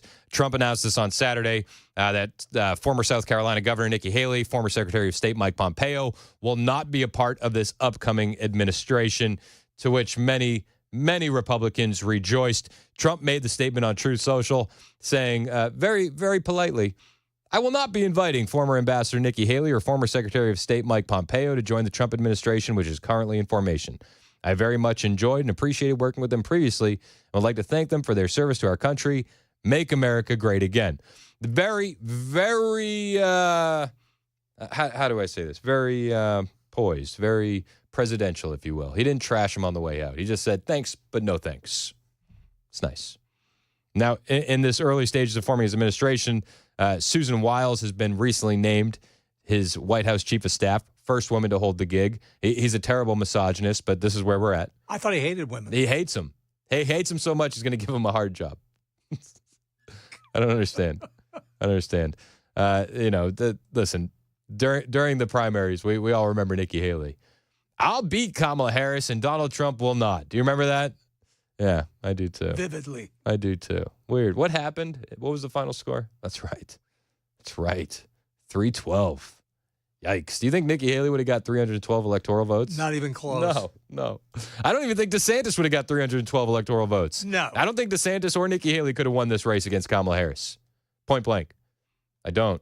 Maybe I'm wrong. And just another sign of the world returning to where it needs to be. There are reports that DOJ and FBI bureaucrats, they're looking for work. This one, I don't know, it gives you little butterflies in your belly, brings a little joy to your heart. Some federal bureaucrats under the Biden-Harris administration are reportedly preparing to make their exit now that President-elect Donald Trump has secured his victory. Officials in the DOJ and the FBI are reportedly looking for other jobs, Blaze News reported on Friday. The outlet posted this. In March 2023, Trump announced that day one, he would reissue his 2020 executive order establishing the Schedule F employment category for federal employees, making it easier to remove insubordinate and poorly performing bureaucrats from an estimated pool of 50,000 eligible candidates. President Joe Biden revoked Trump's Schedule F in January of 2021 and announced a rule earlier this year aimed at further shielding federal bureaucrats from accountability and from being ousted under a framework resembling Schedule F. Now, although it would be difficult to reverse the rule, Trump has promised to clean house and move out officials accused of targeting Americans. Blaze News investigative journalist Steve Baker said the DOJ and the FBI officials are worried Trump will fulfill his vow to be retribution for citizens who were apparently wrongfully targeted. Trump said in 2023 to a CPAC audience, in 2016, I declared I'm your voice. Today, I am your warrior. I'm your justice. And for those who have been wronged and betrayed, I am your retribution. You remember this. Well, Baker said, we know that this panic is happening at the assistant U.S. attorney level and at the U.S. attorney level. These guys are already planning their exits, and for that, we thank them. I mean, wouldn't that save us some time? Under budget and ahead of schedule, if they just quit on their own, that'd be great. That'd be great. He goes on to say they know that their days are numbered. They're looking for their golden parachutes into the big high-power law firms. They're getting the hell out of Dodge. Meanwhile, sources say special counsel Jack Smith is trying to wind down a pair of federal cases against Trump before his inauguration in January. UPI reported that on Wednesday during his campaign. Trump repeatedly vowed to fire Smith within 2 seconds after taking office. On Wednesday, his legal team was considering its own next steps. The American people have reelected Trump with an overwhelming mandate to make America great again. Spokesman Stephen Chung said in a statement, "It is now abundantly clear that Americans want an immediate end to the weaponization of our justice system, so we can, as President Trump said in his historic speech last night, unify our country and work together for the betterment of our nation." So we're seeing this unwind in real time, ahead of schedule, under budget. It feels good. God bless the USA. It is Veterans Day in America. I want to say happy Veterans Day one more time to all of those who have served, and no matter the branch, whether it's the Navy, the Air Force, the Army, the Coast Guard, the Space Force, the Marine Corps, and a happy belated birthday to our friends in the Marine Corps, 249 years old. Unbelievable. We got a lot more on the way, including another appointment that Donald Trump has made. Yes, this time, border czar. We'll talk about that next at 6:52 on Super Talk 99.7 WTN. Joan Jones, what's happening in the news? Well, we will tell you that President-elect Trump picked a tough guy to be the new border czar, and we'll take a look, too, at the offers for our nation's veterans on this Veterans Day. Those stories are coming up at 7 o'clock on Super Talk 99.7 WTN.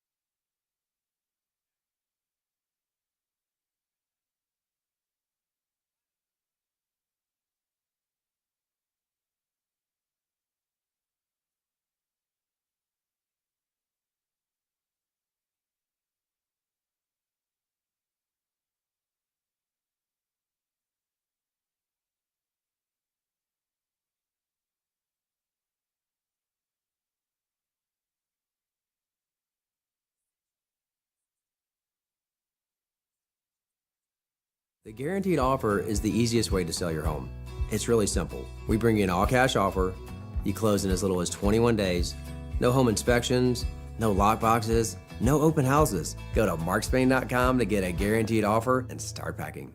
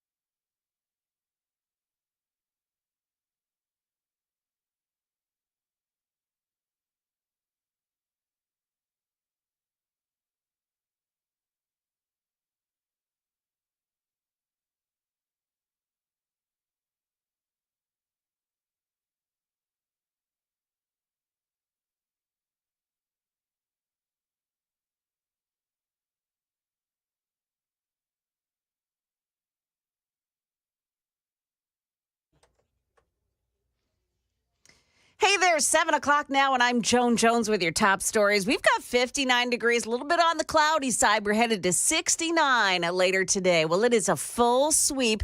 The final battleground state has finally finished counting votes from the presidential election Tuesday. Arizona now makes it official that President Trump swept every swing state in his decisive win. So now comes the work of appointing the people who will carry out his agenda in Washington, D.C. And today, we learned who will serve as the country's border czar. President-elect Trump announcing he's hiring former Immigration and Customs Enforcement Director Tom Homan to the position of border czar. Homan will be in charge of deporting undocumented immigrants. He recently spoke to 60 Minutes. I hear a lot of people say, the talk of a mass deportation is racist. It's threatening to the immigrant community. It's not threatening to the immigrant community. It should be threatening to the illegal immigrant community. That's ABC's Christiane Cordero reporting illegal border crossings surged under the Biden administration with nearly 3 million in fiscal year 2024. And there have been more than 10.8 million illegal encounters since 2021. Also this morning, Trump has selected New York Congresswoman Elise Stefanik to be the U.S. ambassador to the United Nations. Well, it wasn't a lot of rain, but what did fall over the weekend helped to make a dent in our drought. The U.S. Drought Monitor shows moderate to extreme drought conditions across Middle Tennessee, especially in Marshall, Bedford, and Lincoln counties. A stolen ambulance was recovered last night, and the guy who's accused of stealing it was arrested. Police say 32-year-old Patrick Fultz climbed behind the wheel of the ambulance at Sycamore Shoals Hospital Saturday morning and headed to I-81. And that's where police spotted him in Greene County Sunday morning. They deployed spike strips and stopped the vehicle. The hospital says no patients or employees were inside the ambulance when it was stolen.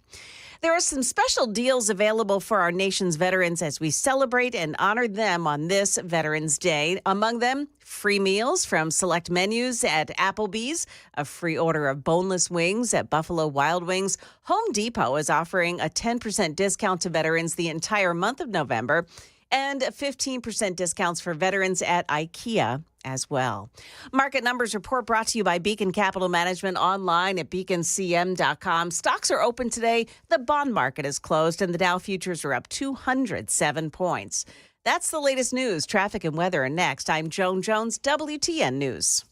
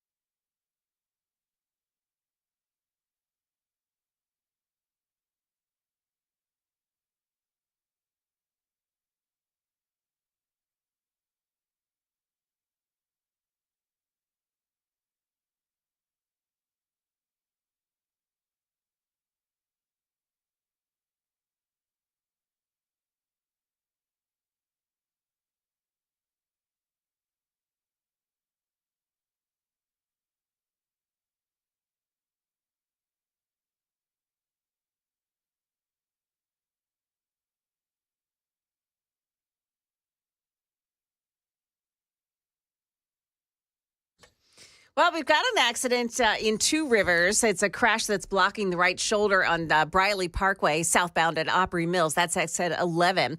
Also, a crash in Whites Creek, Clarksville Pike at Lloyd Road, and another one on I-440 westbound on the on-ramp from northbound Nolensville Pike exit 6. That crash is blocking off the left side. Traffic every 10 minutes every morning on Super Talk 99.7 WTN.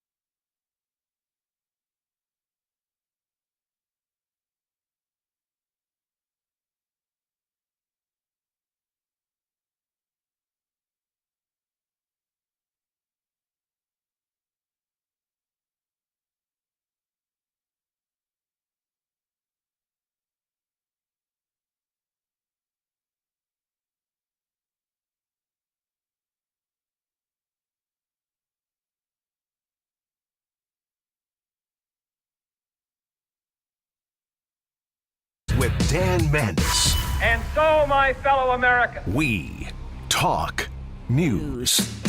7:07 on Super Talk 99.7 WTN. My name is Chris Hand.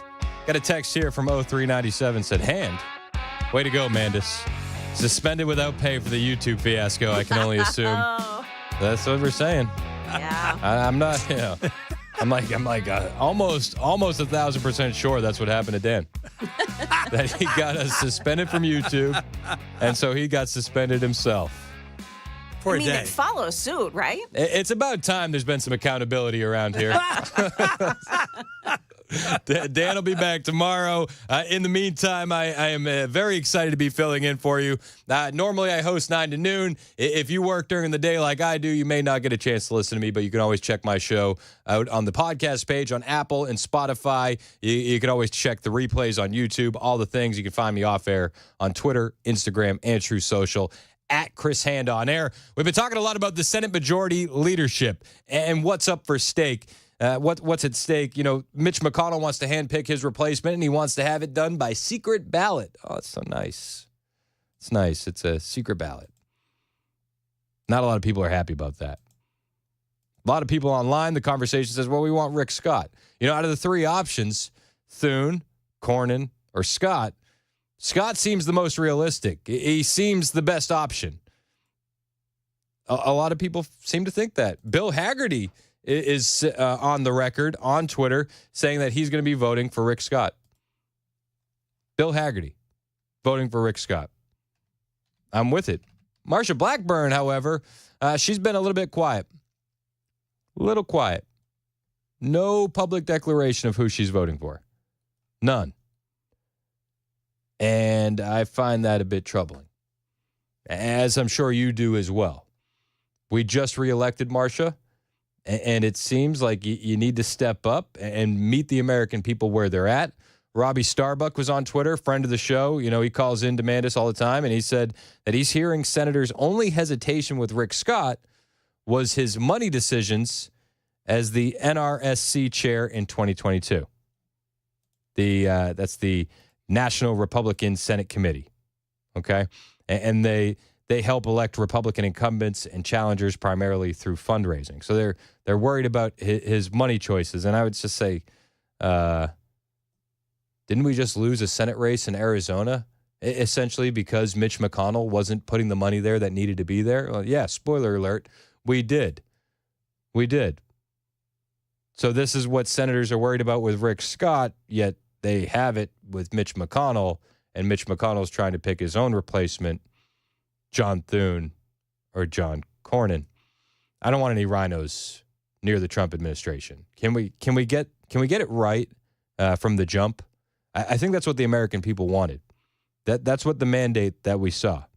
The popular vote, the massive landslide. Like, we understand what the American people want.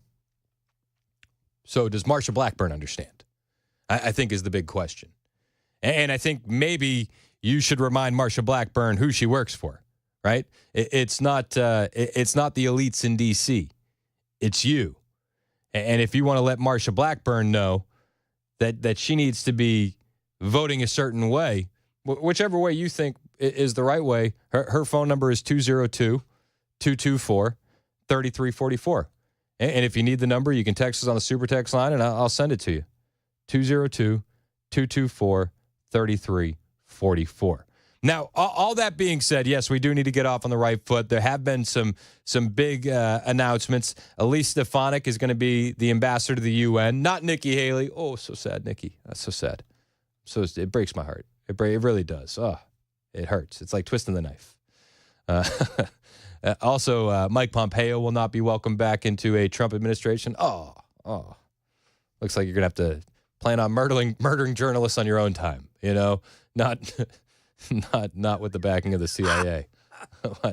I mean, geez. Oh, so sad. So sad. Now, and then one of the things that I saw, which is just awesome, Tom Homan. Tom Homan has officially been tagged as the border czar. Yes. I am here for it. Tom Homan is going to be our border czar. Doesn't that sound good? It sounds good. And, listen, we need a guy that's not going to back down from the leftists and the fear-mongering. And this is what they're going to be doing. When the mass deportations kick off, and they will, we're going to see that the leftist propaganda of a young crying girl in the street and, she's been separated from her family. And even Meet the Press was calling out President Trump over the weekend about the price tag. Oh, the dreaded price tag for mass deportations. I spoke to the president-elect on the phone 48 hours after his victory and asked him what he believes his mandate is. He told me it's to bring common sense back to the country. As for day one, he told me, I think we have a lot of firsts, and brought up strengthening the border. I pressed him on the price tag of his mass deportation plan, which experts say could be in the billions. He told me, quote, it's not a question of price tag. Really, we have no choice. When people have killed and murdered, they're not staying here. There is no price tag. And all the leftists on all the mainstream media networks, they're gasping. They can't believe it. There's no price tag. These are the same people that told us $8 billion was too much for a wall, mind you.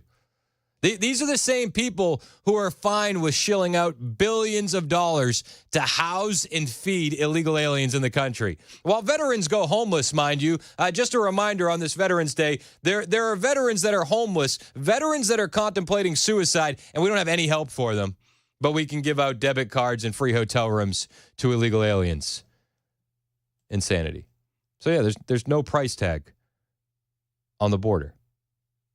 There's no price tag on mass deportations. There's no price tag on national security. Tom Homan being tapped for border czar. And listen, he was on this was on 60 Minutes a couple weeks ago, and they pressed him the same way that they pressed President Trump. And he told them the same way that Trump told NBC's Meet the Press, there is no price tag on mass deportations. There's no price tag on national security.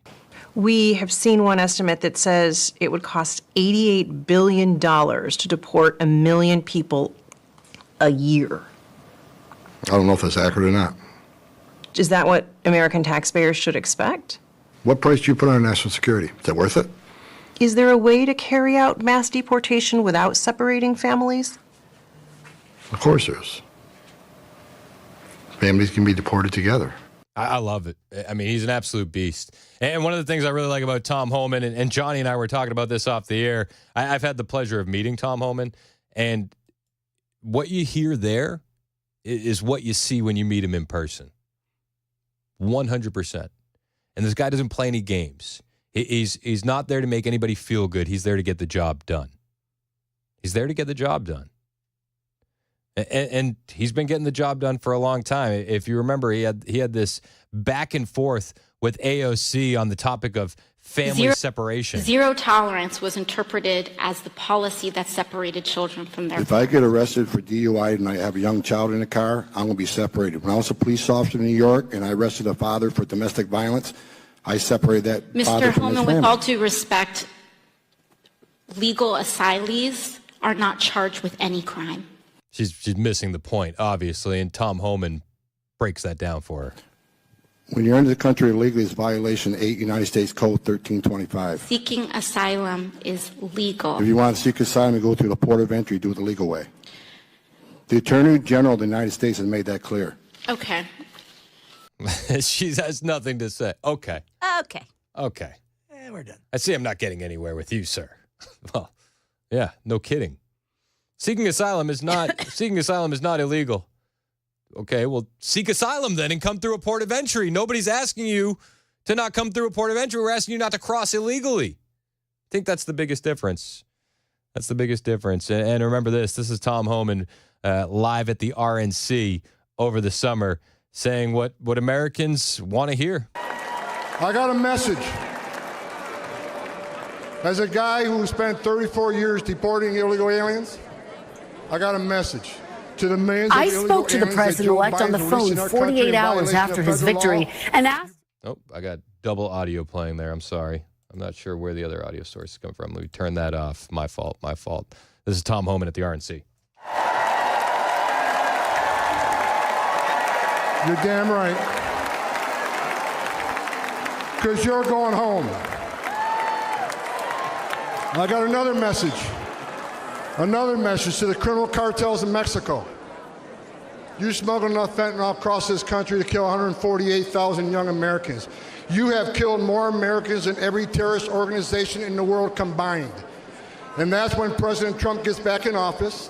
He's going to designate you a terrorist organization, and he's going to wipe you off the face of the earth. You're done. You're done. I mean, listen, would you want anybody else in charge? Would you want anybody else as the borders are? I realize we're running behind. It's 7:17 on Super Talk. Let's check the roads real quick.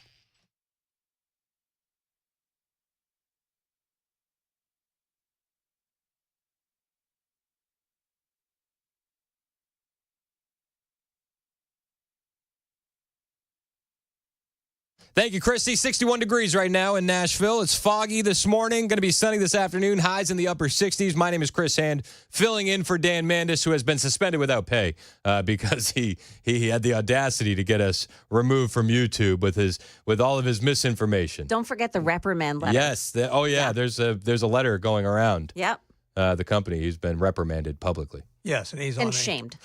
And he's taking a rum nap. he's to Mrs. Mandis. He's in big trouble. He'll be back tomorrow. So we were talking about the border. Tom Homan is tapped as borders are. Tom Homan is one of the guys that is a dream scenario pick for this job. He knows what he's doing. He's been doing it for a long time, and he's not afraid of the gig in front of him.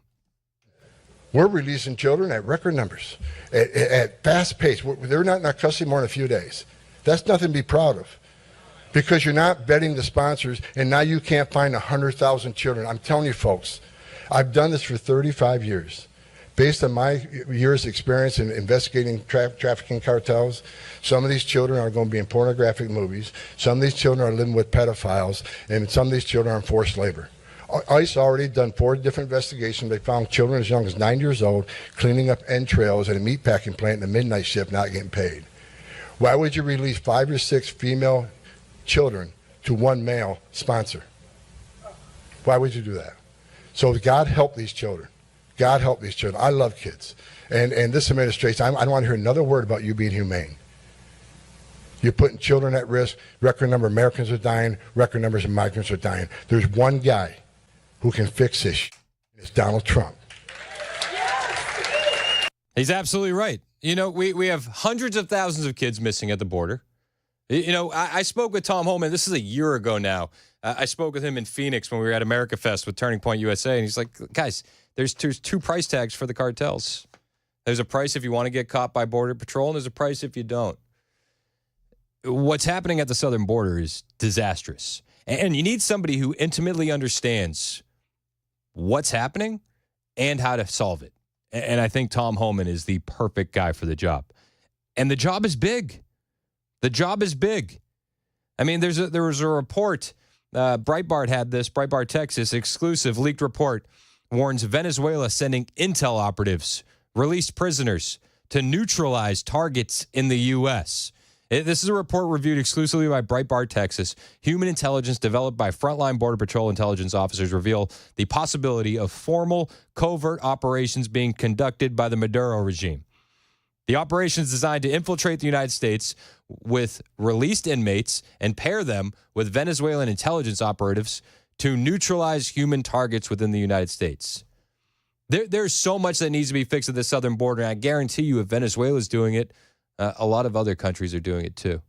China's got to be doing it. Countries with terrorist issues have got to be doing it. We need to get this under control immediately. Tom Homan is the guy for the job. And if anything is going to give you hope about the next 4 years, this nod, Tom Homan, that should give you a lot of hope. It's 7:21 on Super Talk 99.7 WTN. Joan, what's coming up in the news? Well, Chris, can he do it? President Trump takes an aggressive approach to filling federal vacancies. Also, what to expect when the Veterans Day Parade kicks off in downtown Nashville today. We'll have those stories at 7:30 on Super Talk 99.7 WTN.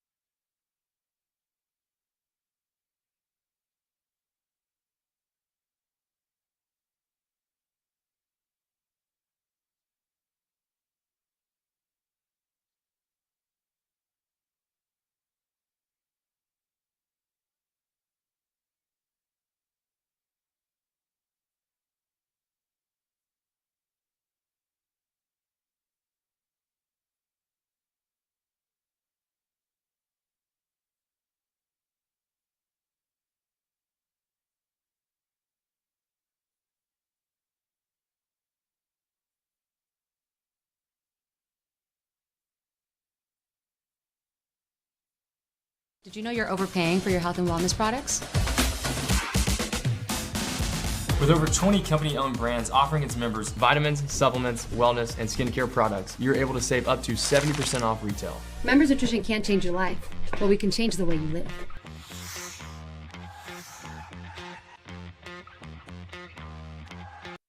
Hey everybody, Dan Mandis with Nashville's Morning News and Super Talk 99.7 WTN. I was speaking to Dr. Christopher Van Shank the other day at a station event. Now, he's a psychiatrist, and he was telling me about the mental health crisis here in America. And as you know, it's out of control.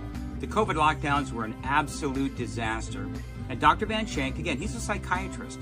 And if you're one of those people, you feel like maybe you need to talk to somebody, I would recommend Dr. Christopher Van Shank. He can help you with addictions, depression, anxiety. He can also help kids with the same thing. He's been doing this for 15 years. He's been helping people, and he is here for you today. So if you want to check out his website is nolensvillepsychiatry.com. That's nolensvillepsychiatry.com. there's a whole list of issues that he can help you with. So check him out. If you feel like he can help you, give him a call. The number is below, and good luck.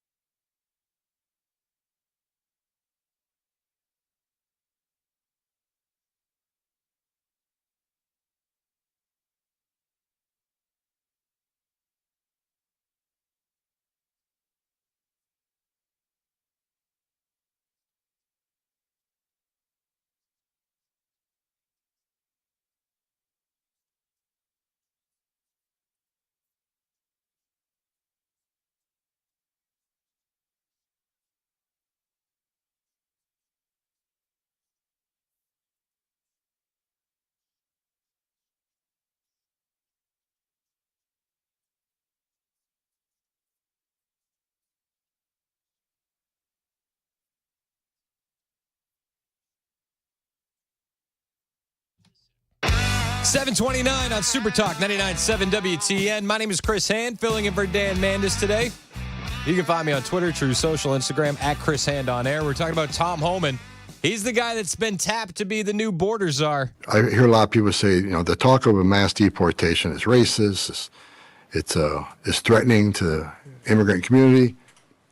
It's not threatening to the immigrant community. It should be threatening to the illegal immigrant community. But on the heels of historic illegal immigration crisis, that has to be done. He's right. We got a good one. Border czar Tom Homan. I mean, I cannot wait for this guy to get in and get to work. It's 7:30 on Super Talk 99.7 WTN.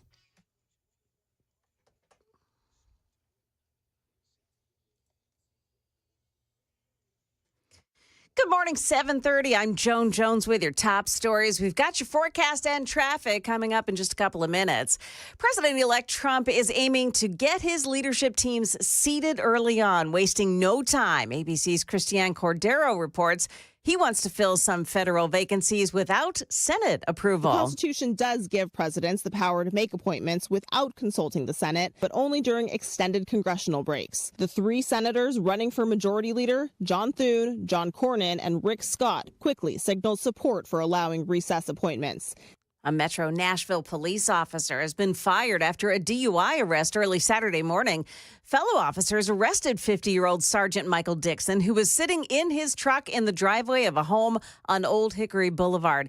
The homeowner called police after Dixon reportedly pulled up to her house and then walked onto the front porch.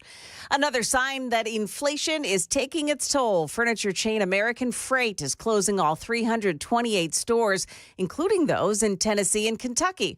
Officials said sustained inflation and macroeconomic challenges are to blame.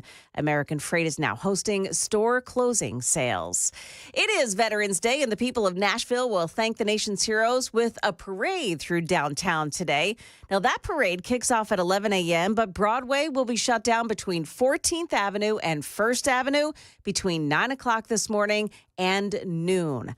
Market Numbers Report brought to you by Beacon Capital Management, online at beaconcm.com. By the way, it is Veterans Day. Stocks will trade, but the bond market is closed today. The Dow futures are up 182 points.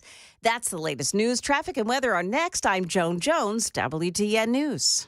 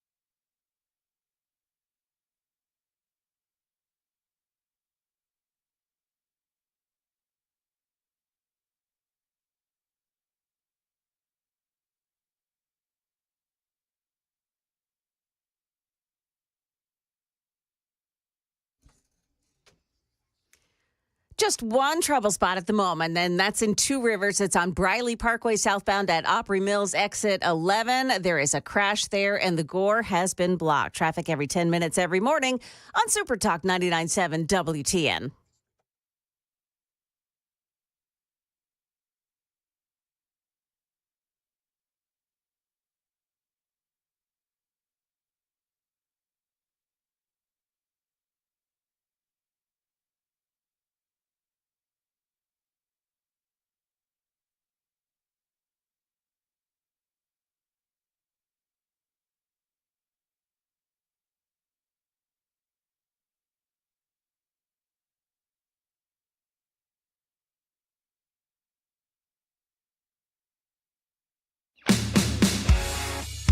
7:36 on Super Talk 99.7 WTN. Hey, how are you? I'm Chris Hand. Happy Veterans Day. No matter where you served, how you served, saluting everyone in the audience that's a veteran, whether it's the Army, the Navy, the Air Force, the Coast Guard, the Space Force, our Marine Corps. Happy belated birthday to you guys. And I hope it's a fantastic Veterans Day for you. It's probably been the best Veterans Day in a while. I mean, you got a president who's actually going to look out for you guys, which is huge. We've been talking about some big battles that are essentially staring us down right now. The first being Senate Majority Leadership. Mitch McConnell wants to get a secret vote, and he wants this decided before he leaves. He wants one of his replacements. He's got a couple of guys, protégés, Senator John Cornyn and Senator John Thune, and not a lot of people are impressed with those two options. The third option is Rick Scott. Rick Scott, listen, he's got some red flags, no pun intended. He's supported red flag laws in the past, and he's not perfect by any stretch of the imagination. I do think that he'll fall in line for Trump, though. Now, on the flip side, you got John Cornyn, who has an F on the Liberty score done by Conservative Review. You got John Thune, who has an F on the Liberty score by Conservative Review. Rick Scott has a B. Okay, so he's definitely a bit better than those two guys. One of our senators, Bill Hagerty, he's happy to let you know who he's voting for. He posted on Twitter that he's voting for Rick Scott. He's voting for Rick Scott. Our other senator, on the other hand, Marsha Blackburn, no public statement. No public statement on who she's voting for. And there's rumors that she's voting for John Thune. John Thune. October 8th, 2016, John Thune tweeted, Donald Trump should withdraw and make Mike Pence our nominee effective immediately. You know who quote tweeted that this morning? Dan Scavino, and he did the thinking man face. And it's rumored that that's who Marsha is going to vote for. John Thune. That's the word on the street. That's what I'm hearing. That he's going to vote. She's going to vote for John Thune. Now, John Thune was asked if he would support Trump running for president. Donald Trump is the Republican nominee. Would you support him? Well, I'm hoping, Leanne, to have other options. Oh, I'm hoping we have Donald other Trump options. is the Republican nominee. Would you support him? Well, I'm hoping, Leanne, to have other options. Oh yeah, that's Marsha's guy. Listen, allegedly, she's not making anything public because she wants it hidden. Is she going to say anything publicly? I hope that you take the time to give Marsha a call today. I do. I think that if you're in the listening audience and you're upset that Marsha could vote for a guy who wants other options than President Trump, let her know. 202-224-3344. That's the number for our Washington, D.C. office. 202-224-3344. 202-224-3344. We've been inundating her with calls, and I hope it continues all day long. If you need the number, text us on the Super Text line, and I'll make sure it gets to you. 202-224-3344. Now, we have to deal with that. We have to deal with that. On the flip side, we are making some headway. We have Tom Homan tapped as border czar, which is massive. Massive. We need somebody who's just going to be tough and no nonsense down on the border in charge of things. Tom Homan is that guy. Vivek Ramaswamy was making his rounds over the weekend, and he was on ABC talking with our boy John Carl, and he had this to say about mass deportations. Now, obviously, Trump's promised, and you've talked a lot about this, the mass deportation of undocumented immigrants. First of all, do you really think that we're going to see him round up and deport upwards of 11? Sometimes he's put the number as high as 20 million people out of the United States. Is that really going to happen? Lord willing. Donald Trump's campaign promise was the largest mass deportation in American history. Okay. And he's going to keep that promise. And I'll tell you, let's just start very pragmatically here. I think most Americans agree with this. You take the number of people who have entered the country just in the last 18 to 24 months. That's millions of undocumented immigrants, illegal migrants, who have really no place in this country. Anybody who's committed a crime. Automatically, that already is the largest mass deportation in American history. Now take that to the next level. Not an iota, not a cent of government spending should go to subsidize this, not to sanctuary cities, not to federal aid to people who are in this country illegally. And we're going to see a large number, by the millions, of self-deportations as well. And so these are pragmatic places to start that would give us, yes, the largest mass deportation in American history. Yeah, I mean, listen, just starting with that, it would be the largest in American history. Oh, but it's going to be so much money, Vivek. It's going to cost so much. Guys, we're flying them in. We're giving them hotels to stay at. We're giving them debit cards with thousands upon thousands of dollars for free food. What's the issue? Is it cheaper to just let them keep pouring in and to filter in and out of our court and prison systems over and over and over? Is that cheaper? Is that cheaper? Asking for a friend. Fall far short of 11 million or more. We're going to go step by step aggressively. Donald Trump's going to stay true to his campaign pledge, but in a way that respects the dignity of the Americans who are already here. Okay, and I do think it's offensive to use, when we have $34 trillion of national debt, government funds to subsidize this type of illegal migration. That's half the problem. Yep. And if any illegal migrant is no longer a customer of the welfare state, you're going to see self-deportations combined with deportations of those who enter. Let me ask. Listen, he's right. We're $35 trillion in debt, yet we have the money to fly in illegal aliens under the cover of darkness. We're $35 trillion in debt, but we got the money. We got plenty of money to put them up in a hotel and give them thousands on a debit card. We're $35 trillion in debt, and we can watch them go in and out of the court system like a mouse on a wheel. No problem. No problem. That's nothing. You know, it's Veterans Day, and it always just irritates me to no end that we have homeless veterans on our streets. We have a VA hospital system that has been decimated, and illegal aliens are given preferential treatment over our veterans. And this is a bridge too far, Donald Trump. How could you? How could you? It's going to get done. And with Tom Homan in charge, I can't wait to see the liberals seethe. And they're going to use it. They're going to use it as much as they can. They're going to have that solo shot of a single girl crying alone. And when you see that on the mainstream media, and they're demonizing President Trump, I want to remind you something. There are kids being sold into sex slavery in this country, and not a peep. Not a peep. Crickets from the establishment media.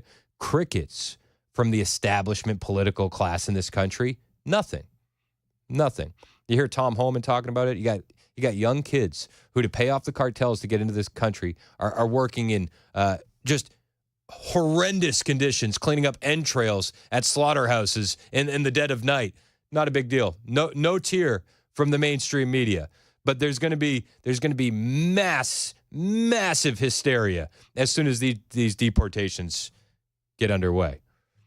Tom Homan was asked on 60 Minutes. He said, "Well, you know, how can you do deportations without separating family units?" He said, "Well, we deport the whole family. We deport the whole family. That's what we need to do. Listen, no nonsense, no bias. If you're here illegally, you got to go. You got to go. That's the most fair and humane thing to do. Sorry, we can't afford it. We can't. We can't. Needs to get done. Without a question. And, you know, meanwhile, the illegal aliens that are here, they're complaining about what we're offering them. I'll tell you about that after we check the roads. It's 7:45 on Super Talk. Just the roads here, no commercials, and we'll be right back.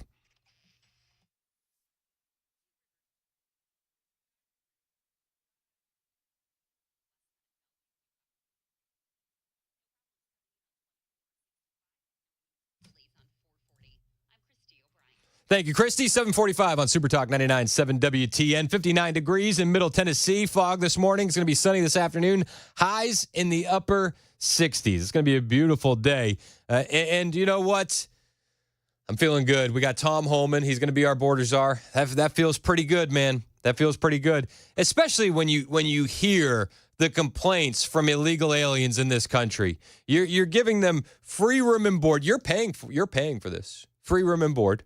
You're paying for the debit cards with thousands of dollars for food. You're paying for the flights to get them into the country, and yet they complain. New York City. We spoke to this man at Capital District Latinos, where he was receiving a hot meal Wednesday. We're not showing his face on camera because migrants say they've been told by DocGo not to speak to media. He's from Colombia and says he's well educated. He wants to work and get his children, who are 8 and 10 years old, into school, but has not been able to do either of those things. So, am I supposed to feel bad on these media puff pieces? Am I supposed to, like, I know that's what they're going for. They're going for emotional manipulation. Oh, he's well educated and he's afraid. He doesn't want to show his face. He's got young kids. It's like, but if you're well educated, why couldn't you make a life for you and your young kids in Colombia? In fact, I think you're actually doing a disservice to your country because of, and I know that you probably know this because you listen to WTN, but the brain drain that this puts on these countries, anybody who's smart enough to get out, gets out, and then they're not left with any smart people to help rebuild their own country. It's actually doing a disservice to those countries. We're actually going to be helping Colombia out when we send this gentleman back. He says false promises from DocGo brought his family to Albany. He says he worries for the children that they're not developing skills in English or getting acclimated to the U.S. and are instead languishing in the hotel. Again, am I supposed to be emotionally manipulated by this? Am I supposed to feel bad? Like, I understand that that's what they're going for here. This is a local news station. It's Albany, New York area. And, they're languishing in a hotel and they can't acclimate. We've let in 30 million people. We can't acclimate everyone. This is one of the biggest things that we've said. You cannot assimilate this many people into our culture. You just can't. But I have to feel bad. I have to feel bad. They're languishing in a motel. They're languishing. Or in a hotel, I should say. Paid for by you and I. Exactly. Paid for by the taxpayers of New York. They're languishing. Well, if it's so bad, you can head home. You could self-deport, like what Vivek Ramaswamy was saying. You take away these benefits, you take away the free room and board, you take away the free food, they're going to self-deport. Well, that'll solve a lot of our problems right there. But these illegal aliens, they'll just complain. And they complain about the free services being provided to them. They complain about this motel room that they're languishing in. They even complain about the free food. He also claims the food provided to people living in the hotels has been inedible. He says, they told us the conditions would be much better in Albany. Well, you're finding out the hard way that Democrats lie. Yes. Spoiler alert. Welcome to America. You know what? I take it back. I think they're actually assimilating pretty well. They're finding out in real time that Democrats are full of empty promises. Weird. When we arrived, we realized that was not the case. Not that we are not appreciative of the food, it's the fact that the food is not edible. It smells bad. It tastes bad. All right. It smells bad. It tastes bad. Again, this is like such it's propaganda. I mean, it's propaganda made to emotionally manipulate viewers in the Albany area. Like, oh, we got to do more. No, we're doing enough. If you want to do more, send them home. Send them home. I'm not cold, and I'm not. But I think that we do need to be calculated and cerebral on this. Like, we can't afford it. We just can't. We can't afford any of this. And they're going to complain the entire time. They're going to complain. You could give them a 5-star hotel, a personal chef. They would find something to complain about. In fact, illegal aliens are taking to the streets in protest in New York City. Yep. If I was an illegal alien and I was upset that Donald Trump won the presidential race and that he was going to deport me, I think, listen, one of the last things I would do would be publicly show my face. Like, I think I would go into hiding. But on Saturday, thousands of protesters gathered in New York City to oppose President-elect Donald Trump. I love saying it, President-elect. We need to get him those Office of the President-elect signs that Joe Biden had in 2020. And Obama. Yeah, that's what we need. But President-elect, he's gonna implement deportation policy. So all these illegal aliens gathered in New York City to demonstrate. And they said, Donald Trump's got to go. And it's like, spoiler alert, that's you. Sorry. Among the marchers were illegal migrants from Ecuador and Peru who held a sign declaring no to the anti-immigrant laws, no to the deportations. Turning Point USA's front lines were there covering the protest. And this, I mean, listen, I understand why they're upset because you're going to have to go home. You're going to go home. The protest drew counter demonstrations in support of Trump, who shouted slogans such as mass deportations at the marchers. Trump supporters were waving American flags and chanted USA as the protesters continued to march down the streets in New York City. One Hispanic Trump supporter confronted the group of illegal migrants, and he said, we're going to close the border. I'm here for it. What? These Nazi Latinos are out there again. Trump gained a ton of Latino support, a ton, because they understand exactly what's happening here. And they know firsthand because they're calling back home. They're like, no, they're emptying the prisons and they're sending them up. Yeah. They're emptying the insane asylums. They're sending them up. Yep. There was actually a group of Hispanic New York City Trump supporters who confronted these groups of illegal aliens in New York City and were chanting, close the border. You love to see it. Leftist media has no idea what to do with this footage. Wait. It was an illegal alien protest against Trump, counter-protested by Hispanic Trump supporters. I wish I was a fly on the wall when they were trying to disseminate that footage and how to cover it. I think they just chose not to air it. They just said, you know what? Not today. Not today. It's a good day to be an American. Tom Homan has been tapped as the border czar. We have a fight on our hands for Senate Majority Leadership. We'll cover all that and more on the way. It's 7:52 on Super Talk. Joan Jones, what's coming up in the news? Well, Tennessee begins its own investigation into FEMA. We'll tell you why. And also why toy maker Mattel is apologizing to parents today. Those stories are coming up at 8 o'clock on Super Talk 99.7 WTN.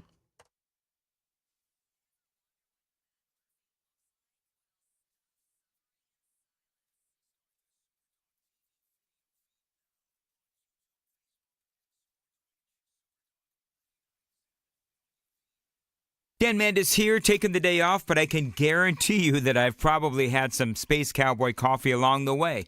You know, working so early in the morning, that first cup of coffee is crucial. So is the second cup, by the way, and the third. For me, I depend on Space Cowboy coffee to get me going. It is my new favorite, and it really does inspire me to get downstairs and start brewing that first cup and get to prepping. Now, Space Cowboy Coffee, this is a great local company based right here in Nashville. They've got a lot of fans, and right now, if you use promo code Dan, you're going to get 10% off and free shipping when you order $50 or more. So take it from the coffee snob. Space Cowboy Coffee is incredible. Now, some folks like their coffee in the medium to lighter side, but me, I'm into darker roasts, which means that I love their Starstrom and Costa Rican single origin coffees. They give me that jolt I need to get up and out the door every single morning. But whatever roast you want, Space Cowboy Coffee can help you. It is the right way to wake up with Space Cowboy Coffee. SpaceCowboyCoffee.com.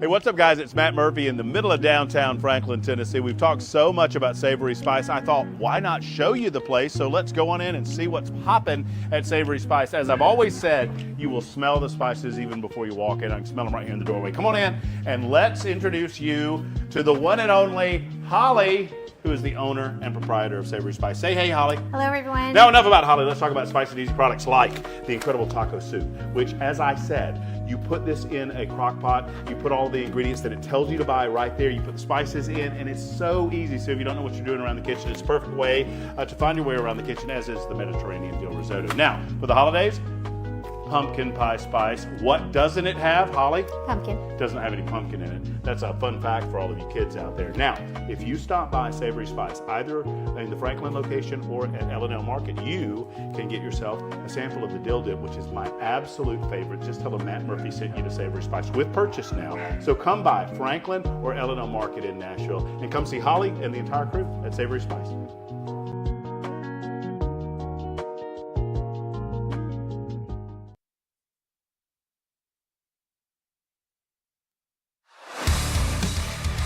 $7:57 on Super Talk 99.7 WTN. Chris Hand in for Dan Mandis. I've been giving out Marsha Blackburn's phone number all morning, just in case you want to send her a sweet message. Here's the deal: Senate Majority Leadership. That's going to be up for secret vote on Wednesday. There are 3 guys up for it: Rick Scott, who many America First conservatives want. Then we got John Cornyn and John Thune, both of which have an F in the Liberty score via conservative review. Marsha Blackburn, rumored to be voting for John Thune. Oh, Marsha. So I've been saying you should call her. 202-224-3344. That's the number for her D.C. office. And let her know how you feel. I just got word that the voicemail box has been full.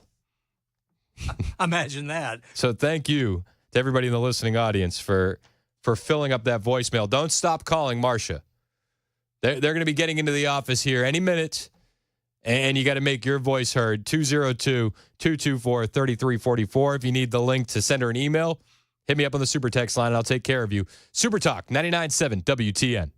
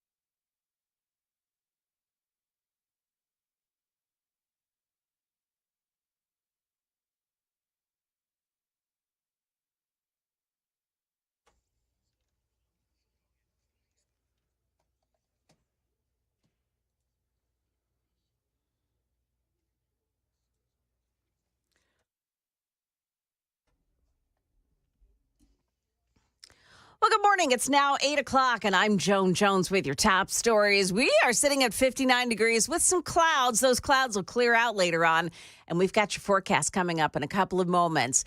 Tennessee Governor Bill Lee has announced that he'll start an investigation into FEMA, which will take place alongside a federal investigation after whistleblowers revealed FEMA workers were instructed to skip homes with Trump signs or flags while providing relief in hurricane-ravaged areas in Florida. The Daily Wire reports Governor Lee wants to know if the same protocol was practiced in Tennessee after Hurricane Helene. FEMA Supervisor Marnie Washington has been fired. Police are looking for a group of men who have been robbing people at gunpoint in Antioch, leaving people frightened for their lives. And that they're scared to even step outside or turn on their cars in the morning. They fear that they're going to get robbed is so scary. That woman tells Channel 4 that the robberies are happening near the intersection of Richards Road and Antioch Pike. So far, police say the victims have all been Hispanic people who were robbed right in front of their homes. A lot of weekend drivers got stuck along I-65 in a big backup yesterday. And the crash happened about 6 o'clock last night near Bethel Road when a pickup truck hauling a camper overturned, blocking both lanes. It took 2 hours to clean up the mess. Smoky Barn News reports that there were no life-threatening injuries. And toy maker Mattel is apologizing for a blunder involving the packaging for its newest line of dolls. It's the wizard who should be afraid of me. The film adaptation of the Broadway musical Wicked is about to open in theaters, and Universal Pictures partnered with toy maker Mattel to market dolls based on the characters. But the website listed on the package takes you to Wicked, a company that produces adult movies. Mattel has issued a statement saying it deeply regrets this, quote, unfortunate error. That's ABC's Jim Ryan reporting. Market numbers brought to you by Beacon Capital Management, online at beaconcm.com. Well, the stocks are trading today. It is Veterans Day, but stocks are trading. The bond market is not. Dow futures are up 176 points. NASDAQ futures plus 58, and the S&P futures are up 17. That's the latest news, traffic, and weather are next. I'm Joan Jones, WTN News.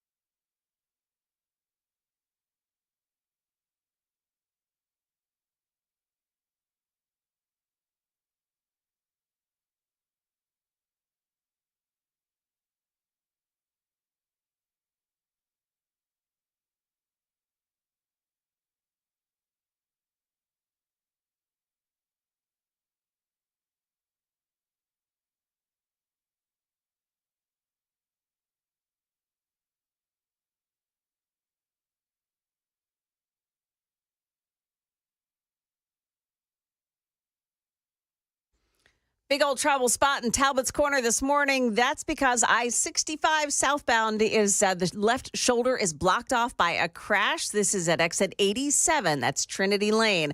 Also at the airport, an accident. HOV lanes are blocked off. That's I-40 westbound right after Briley Parkway. And a crash, too, in Glencliff. The HOV lane blocked there as well. I-40 westbound before Spence Lane, exit 213. Traffic every 10 minutes every morning on Super Talk 99.7 WTN.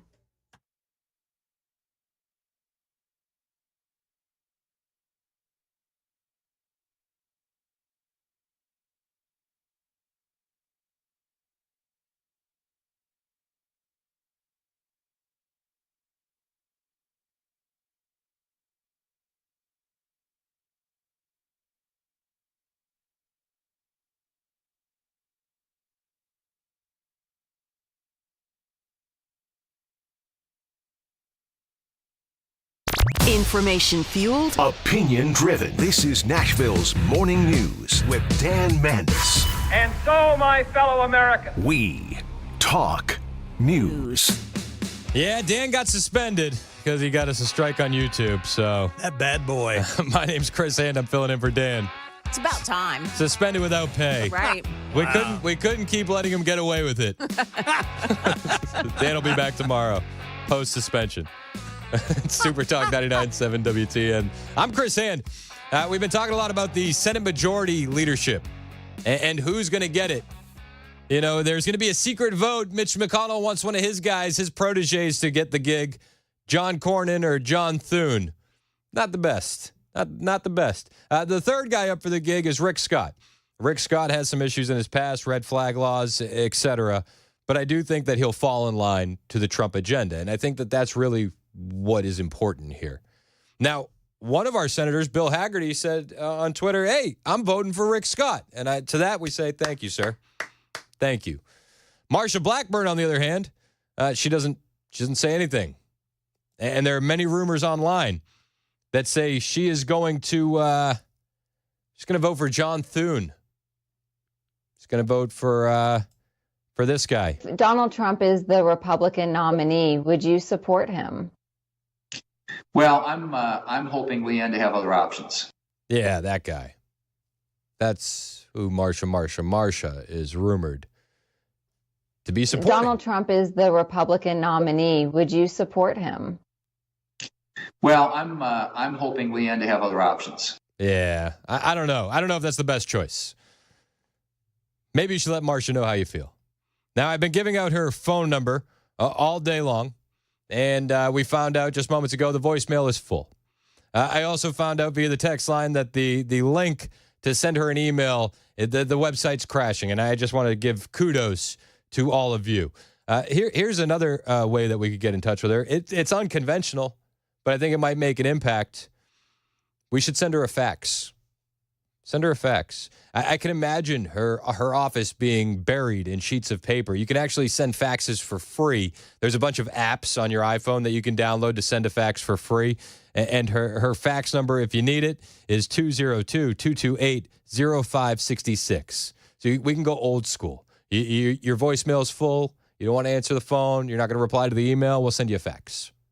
If you need the fax number, send me a text on the text line. I'll help you out. I think that would be hilarious. Here's another way that you could get through to Marsha. And I don't know if you've heard of this. Joey Manarino on Twitter talking about you could actually ask for a refund from your Win Red donations if you donated to Marsha. And this is something that makes you upset. And her not publicly committing to vote for Rick Scott for Senate leadership is putting a bee in your bonnet, as the one and only Brian Wilson would say. Well, maybe you could ask for a refund. What you do is you go to winred.com. There's a chat box in the lower right corner, and you jump in there and you ask for a refund of your contribution. So maybe she won't get your voicemail, but I guarantee you she would notice a request for a refund on donations. We have to hold these people accountable. We have to. Marsha just got reelected, and there's a lot of people on the text line saying, yeah, she just won. She doesn't care. She doesn't care about us, these peasants, for the next 6 years. She won. Maybe that's true. I hope it's not. And I hope with your words of encouragement, you can hit her up on Twitter. You can hit her up via email. You can try and call her office. Maybe you can send her a fax. I hope that those words of gentle nudging and gentle encouragement will set her straight. And she doesn't vote for a rhino like Thune or Cornyn. Lord knows we don't want the Trump administration to be off on the wrong foot. We can't. We don't have enough time to save this country. We just don't. We simply don't. Meanwhile, elsewhere over the weekend, the left meltdown continues. And when I say meltdown, I mean meltdown. If you listen to my show 9 to noon, then you may have heard us play a couple weeks ago. Mark Halperin, who's a renowned leftist pollster, he's smart. He knows what's going on. But he said that there would be a psychotic break in this country if Donald Trump won. And I think he hit the nail on the head. There's college students at Chico State. These kids, they need a little bit of help So the administration is giving them coloring books to help cope. For a lot of the folks, again, because of the fear and the uncertainty of what's coming, this can be a traumatic moment for them. And so I would argue that counseling is not a dramatic response, but that it's an appropriate response. And this is a healing-centered campus. Some of it was more formalized counseling services, and others were really just more intentional interactions. Come in and, do meditation coloring. I can hear the finger in the hair twirling. Meditation coloring sheets. Now, what it doesn't say on the news report, but they flash across the screen, is this sheet that says Black Power is on the ballot because your vote matters. And it's like this is the exact kind of propaganda that made people fall into a psychotic break, right? Like this is what Donald Trump is such a racist. What? Are you paying attention? This news station, this local news station, talking about Chico State, wasn't the only one bringing on the psychotherapists and the psychologists and the brain analyzers.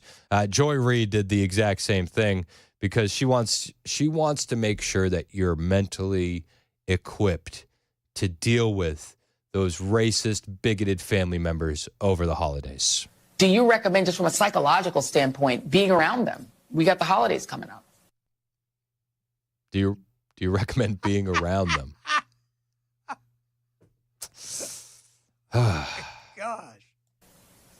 So I love that you asked this question because, there is a push, I think just a societal norm that if somebody is your family, that they are entitled to your time.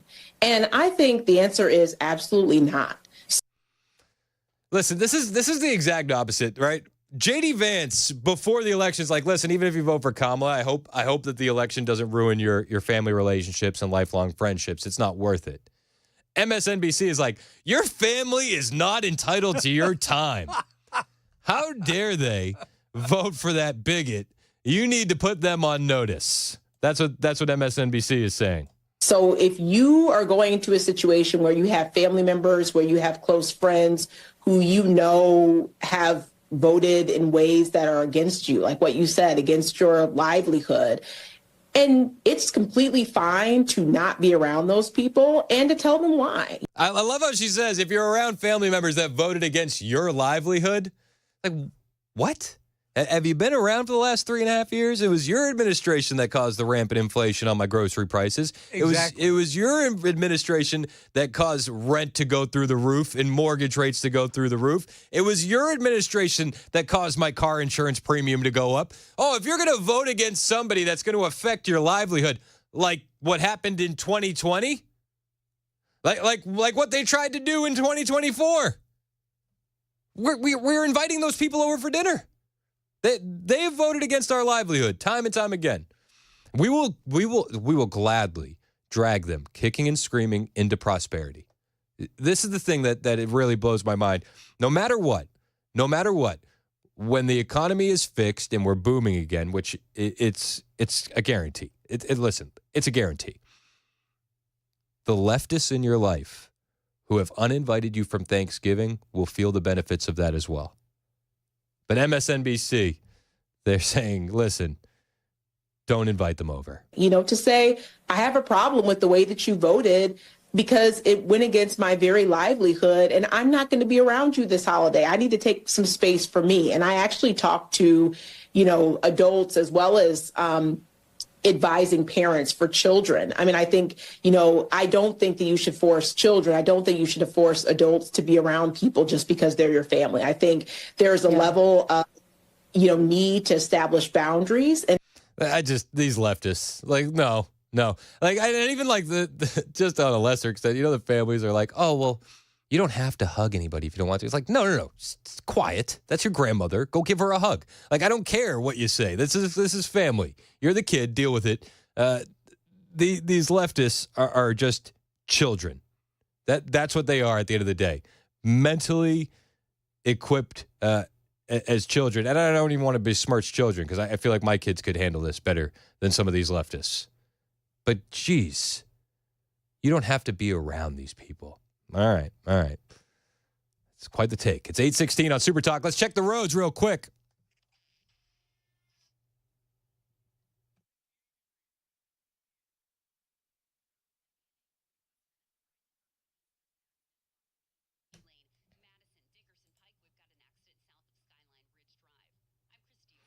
Thank you, Christy. 8:16 on Super Talk 99.7 WTN. 58 degrees. Fog this morning. It's going to be sunny this afternoon. Highs in the upper 60s. You know, for all the days for Dan to be suspended, it's going to be a beautiful day for him. Yes, it is. You know, he got a great day off. He got a great day. You know, Dan is out today. Obviously, he was suspended for a YouTube violation without pay.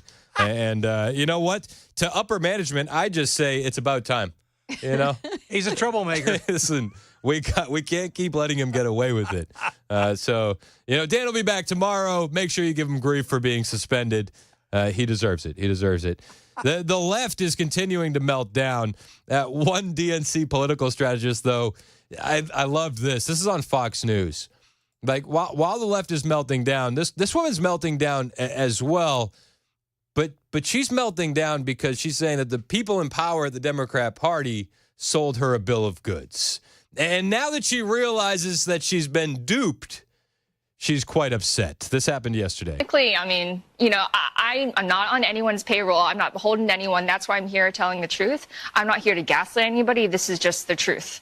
And what is the truth? The truth is this is just an epic disaster. This is a $1 billion disaster. $1 billion disaster. This is Lindy Lee. And she's a DNC political strategist. She's on Fox News. She's like, I'm not beholden to anybody. But you know what? You can tell she's pissed. Because like many leftists, this election has harmed her credibility. It's harmed her ability to go out there and be trusted. And she breaks down why. Actually, it was $1 billion, 18 million, I think, right? There were 20 million or $18 million in debt. Right. It's incredible. And I raised millions of that. I have friends that I have to be accountable to and to explain what happened because I told them it was a margin of error race. I was promised, Jen O'Malley Dillon promised all of us that Harris would win. She even put videos out saying that Harris would win. I believed her. I think that's a you problem. I believed her.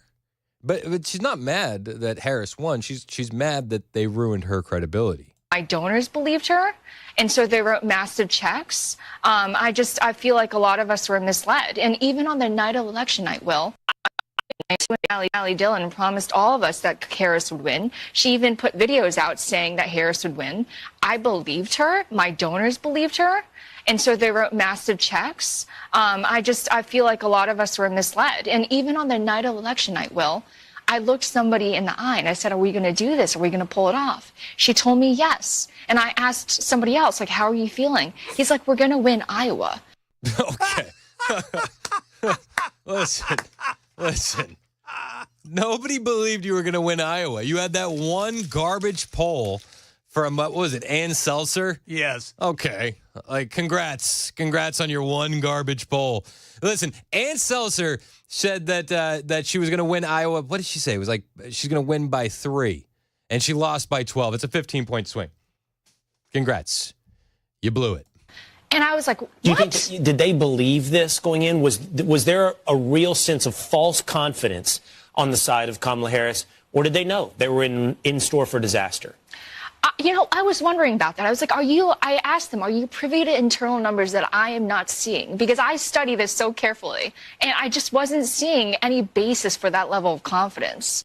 I mean, this is DNC political strategist Lindy Lee, and she's on Fox News. She's like, I study this for a living, and I didn't see any reason why they were so confident, yet they told me that we should be confident, so I said, okay, deal.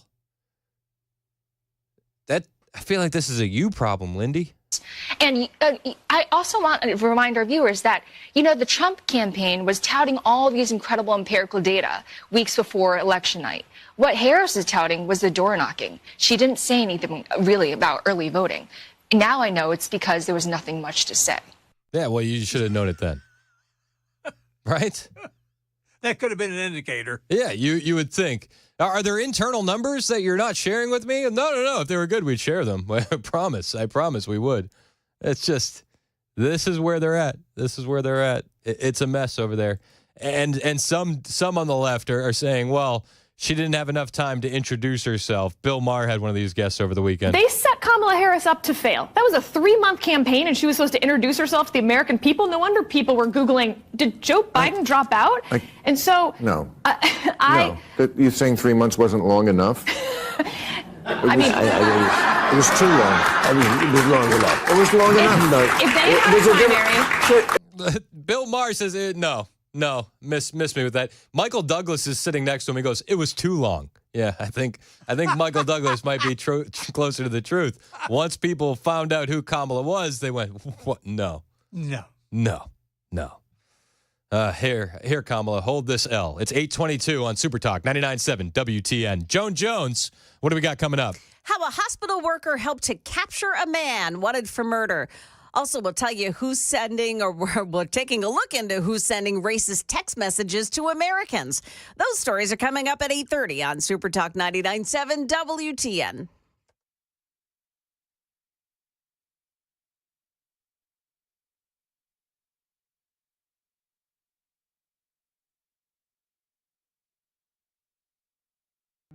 Hey, what's up, guys? It's Matt Murphy in the middle of downtown Franklin, Tennessee. We've talked so much about Savory Spice. I thought, why not show you the place? So let's go on in and see what's popping at Savory Spice. As I've always said, you will smell the spices even before you walk in. I can smell them right here in the doorway. Come on in and let's introduce you to the one and only Holly, who is the owner and proprietor of Savory Spice. Say hey, Holly. Hello, everyone. Now, enough about Holly. Let's talk about spicy and easy products like the incredible taco soup, which, as I said, you put this in a crock pot, you put all the ingredients that it tells you to buy right there, you put the spices in, and it's so easy. So if you don't know what you're doing around the kitchen, it's a perfect way to find your way around the kitchen, as is the Mediterranean dill risotto. Now, for the holidays, pumpkin pie spice. What doesn't it have, Holly? Pumpkin. Doesn't have any pumpkin in it. That's a fun fact for all of you kids out there. Now, if you stop by Savory Spice, either in the Franklin location or at L&L Market, you can get yourself a sample of the dill dip, which is my absolute favorite. Just tell them Matt Murphy sent you to Savory Spice with purchase now. So come by Franklin or L&L Market in Nashville and come see Holly and the entire crew at Savory Spice.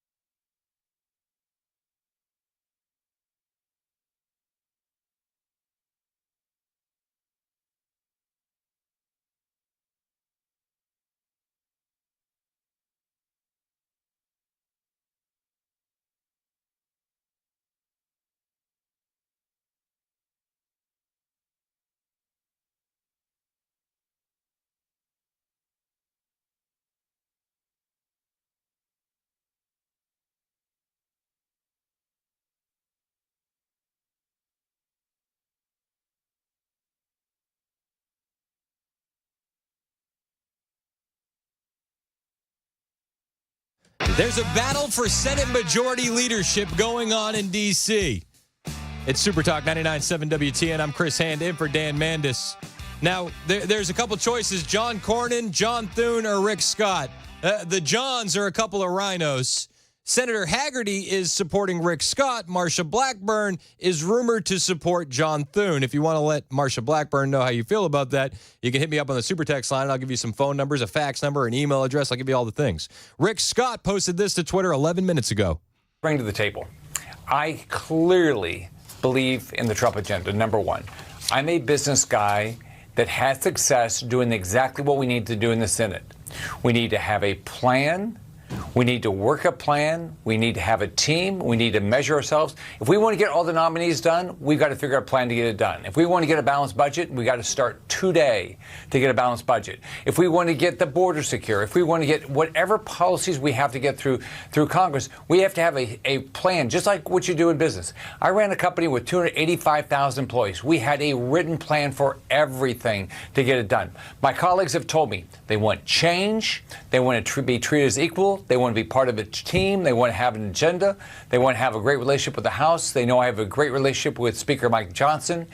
So I'm very optimistic that I'm going to win because I'm representing Trump's agenda and what my colleagues want. That's Rick Scott making his case for Senate majority leadership. The secret vote. It's got to be a secret vote, right? Done under darkness. Nobody will know who you vote for. That's happening on Wednesday. Let your representatives know before then who you want for Senate majority leader. Marsha, especially. If you need her numbers, you need her fax line, you need her email, hit me up on the Super Text line. I got you. It's 8:31 on Super Talk 99.7 WTN.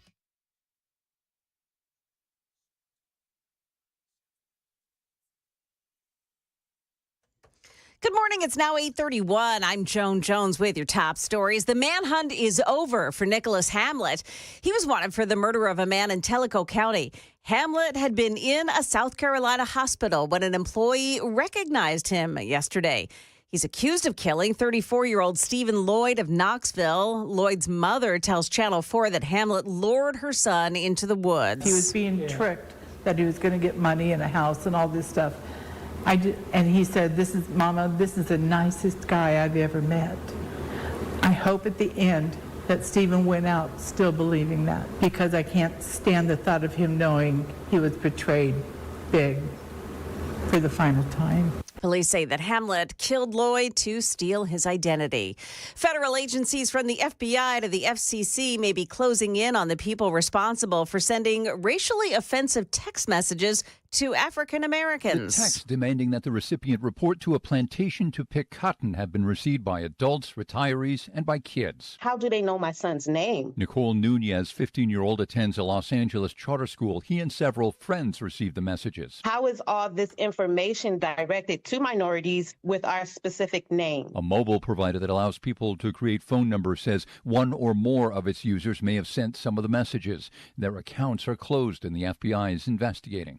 Jim Ryan, ABC News. Market Numbers Report brought to you by Beacon Capital Management, online at beaconcm.com. Stocks are trading on this Veterans Day. The bond market is closed, and stocks are rising, climbing again this morning. The Dow Jones Industrial starting off right here after the opening bell, 363 points higher. The NASDAQ is up 51, and the S&P 500 index is up 20 points.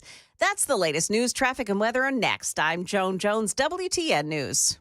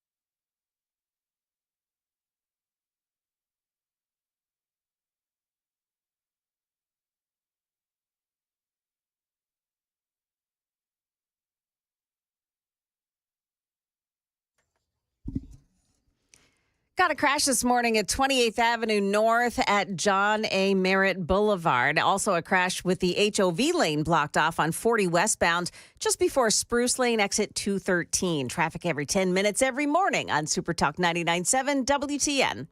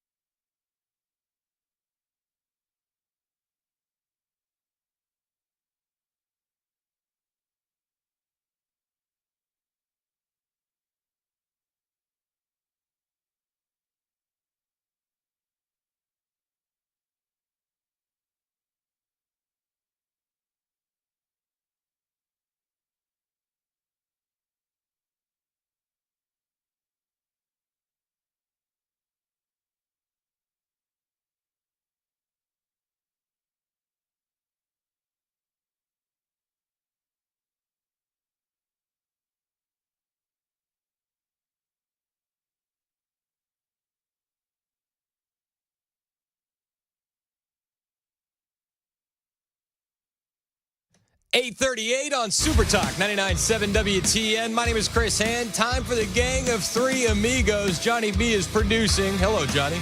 Bueno. You can be amigo number one today. Hey, thank you. Jan Jane is in the news closet. Amiga number three. What's up, Joan? How are you? I'm amiga, right? Amiga, yes. Gotcha. Okay, yeah. Hi. Yes. Yeah, we do the proper male, female, Latino thing. We're not doing any Latinx. No, We just won't get my name right. Yeah, exactly. Gotcha. I did that out of love. I know. I did that out of I love. know. Me and your wife. Yep. Do you know what I did? Victoria. So you know what I did to my wife? We took her out to dinner for her birthday. You were on vacation last week, so you missed this story. And I give her a birthday gift at the table. We actually had a great time. We went to House of Cards, which is just awesome downtown. Yeah. They do magic and all sorts of craziness. And then, so I give her a gift, and I'm singing her happy birthday. And like right at the end, I go, "Happy birthday, dear Victoria." I had to. Yes. Perfect. Yeah. We got to do it. Hey, do you guys like cruises? Oh, I love cruises. You love them. What about you, JB? Skip. Yeah, I feel like they're floating prisons. Personally, I do too. Yeah.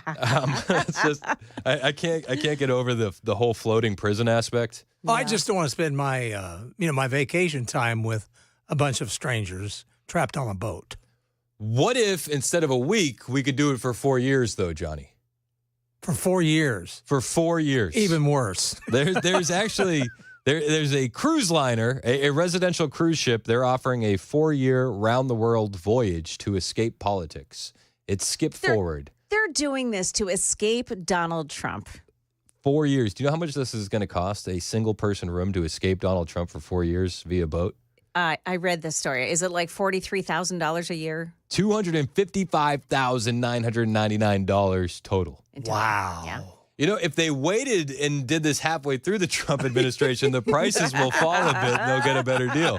Exactly. The Odyssey set sail in September after delays left it docked in Belfast for months.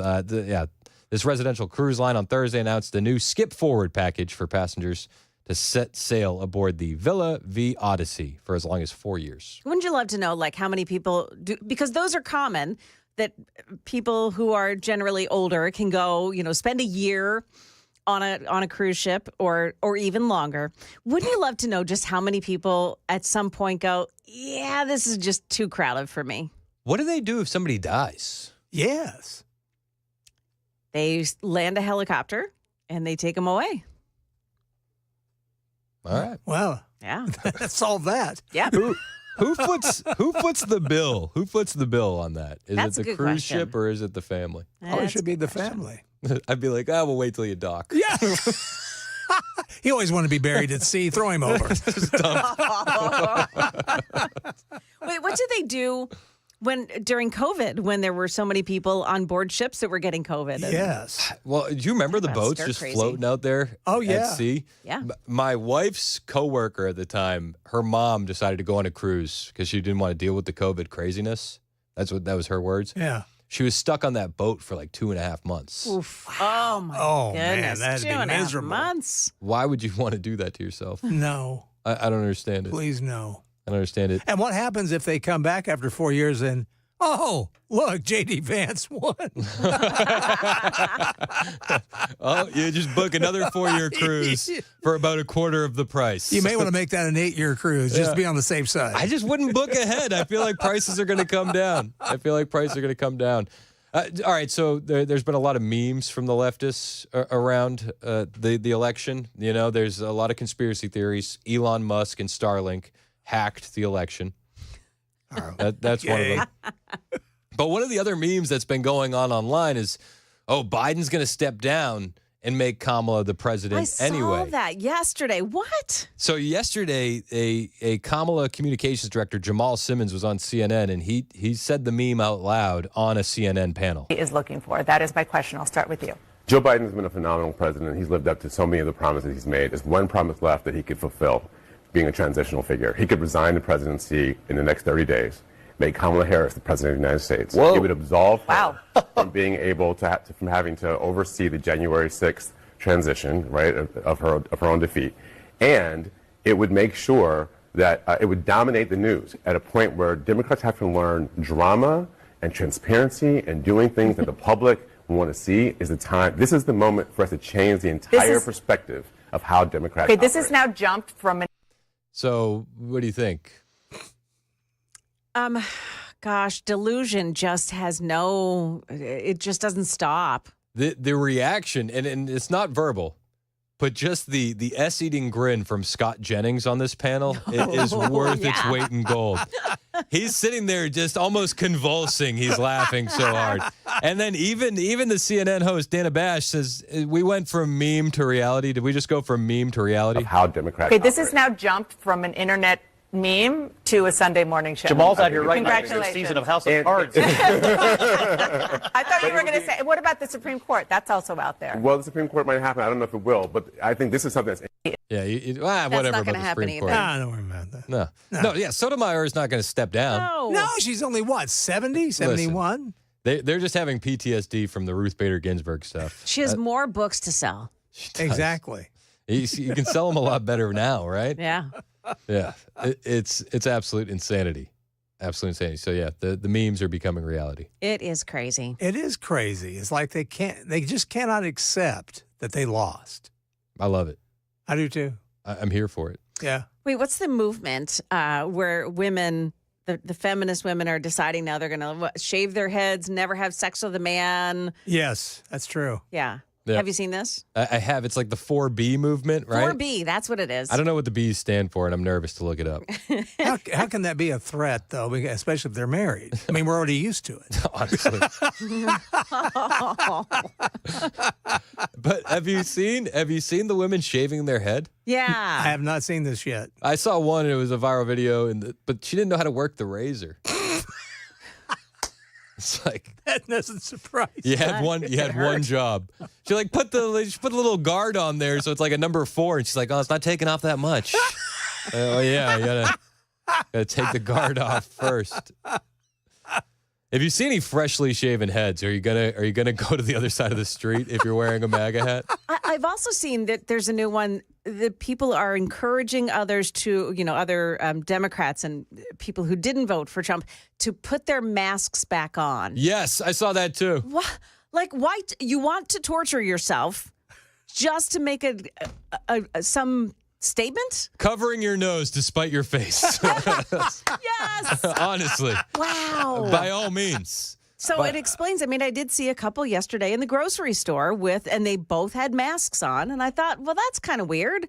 I haven't seen that for so long. You should just lean in next time and be like, bet you're excited for these prices to go down. Look at that price of eggs. It's about to go down. I love it. Yeah. I love it. It is Veterans Day today. Yes, it is. Yes, we salute them all. We got to salute everybody. The Marine Corps celebrated a birthday yesterday. Our friends in the Navy, the Air Force, the Army, the Coast Guard, the Space Force. We salute all of you guys. And I've gotten this message a few times today about a poem that Phil Valentine wrote. Yes, that is a very good poem. It's called "I Never Served." And as we close out this show on Veterans Day, I feel like we would be missed if we didn't air this great poem by Phil Valentine, his tribute to the veterans in this country. I have to say I never served. I chose a different way, and now reflect if I deserved the life I have today. I guess we each must choose a path of where we want to go, and hope that when our time is done, we have something to show. Some choose to serve in humble roles, the mentor and the teacher. Some choose to serve eternal souls, the rabbi and the preacher. The veteran chose to serve us all, ask nothing in return, and left a mark of deep respect so few will ever earn. When peril grew in distant lands, you'd always heed the call. Some came back only half a man. Some came back not at all. While widows grieved and children cried, we stood and wept with patriots' pride. The pain for us would soon subside. For them, it never will. It takes a very special breed from every race and every creed to choose to fight and even bleed for those you'll never know. When poems they write and tales they tell with fantasies allure, the superheroes come and go. It's soldiers who endure. Through war and peace, through good and bad, when hope in anguish hid, I have to say I never served. But I thank God you did.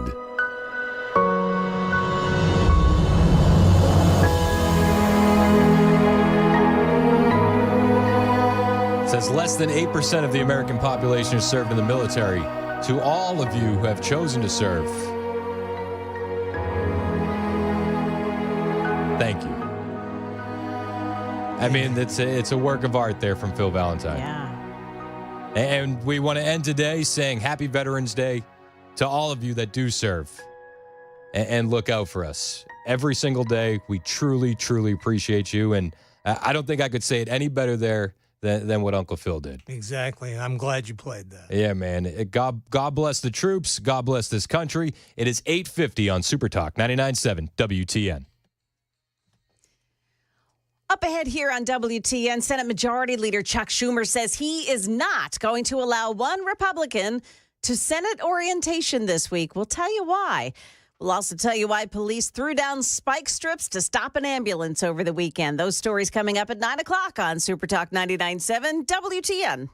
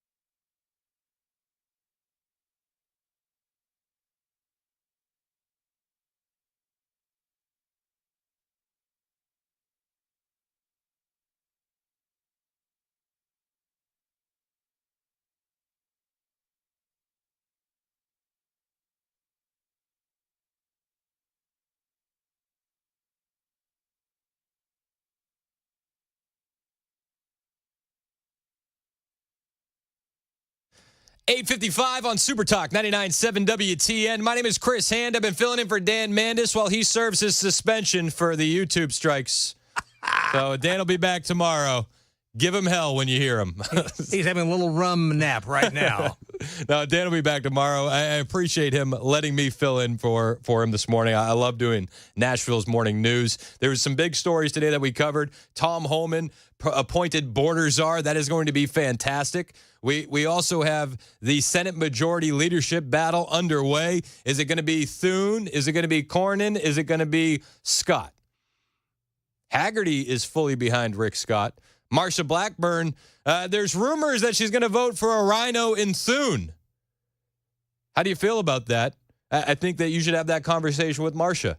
You can find out how to contact her. Just Google Marsha Blackburn or text us. I'll send you the number. You can let her know. The other major story that's been breaking today and over the weekend, FEMA was told to avoid Trump homes in Florida after the hurricane disaster. They said, avoid homes with Trump signs. Avoid them. You know, it blows my mind because we were told constantly via legacy media, mainstream media, Mockingbird media, that FEMA would never politicize emergency response. A natural disaster, what FEMA is warning about. The only person making an accusation that people are not getting what they've asked for is Trump, falsely claiming that the administration is withholding resources because of political affiliation. That is just not true. Hurricane Milton victims in Florida may have been denied help for being Trump supporters. A FEMA official has now been fired for telling relief workers to bypass homes with Trump vans campaign signs. I mean, it's a case of how it started versus how it's going, right? Donald Trump said, listen, this happens. This happens. They said, you're a crazy conspiracy theorist. And then we get leaked text messages via the Daily Wire, avoid homes advertising Donald Trump. And we've felt this way for years. When the train derailed in East Palestine, Ohio, we thought, well, if it was a Democrat area, maybe they'd clean it up sooner. When they kicked those kids out of the school in New York last winter, for the migrants, because it was too cold for the migrants and the kids had to go to virtual learning, we said, well, that's weird. That's in an area that voted for Trump. I mean, we see this stuff time and time again, yet it's been confirmed, essentially. Yeah, FEMA did avoid your house because of your Trump sign. And then when they got caught, they fired Marnie Washington for saying, avoid those homes. Don't let them off the hook. Oh, we can't. If she's going to do that, it's because people above her gave her a wink and a nod. 100%. So thanks for firing her, but I think more people need to be fired. All that and more is going to be covered today on Super Talk 99.7 WTN. Cameron Smith's in for me next, followed by Murphy, followed by Brian Wilson. Hang out with us. It's Super Talk 99.7 WTN.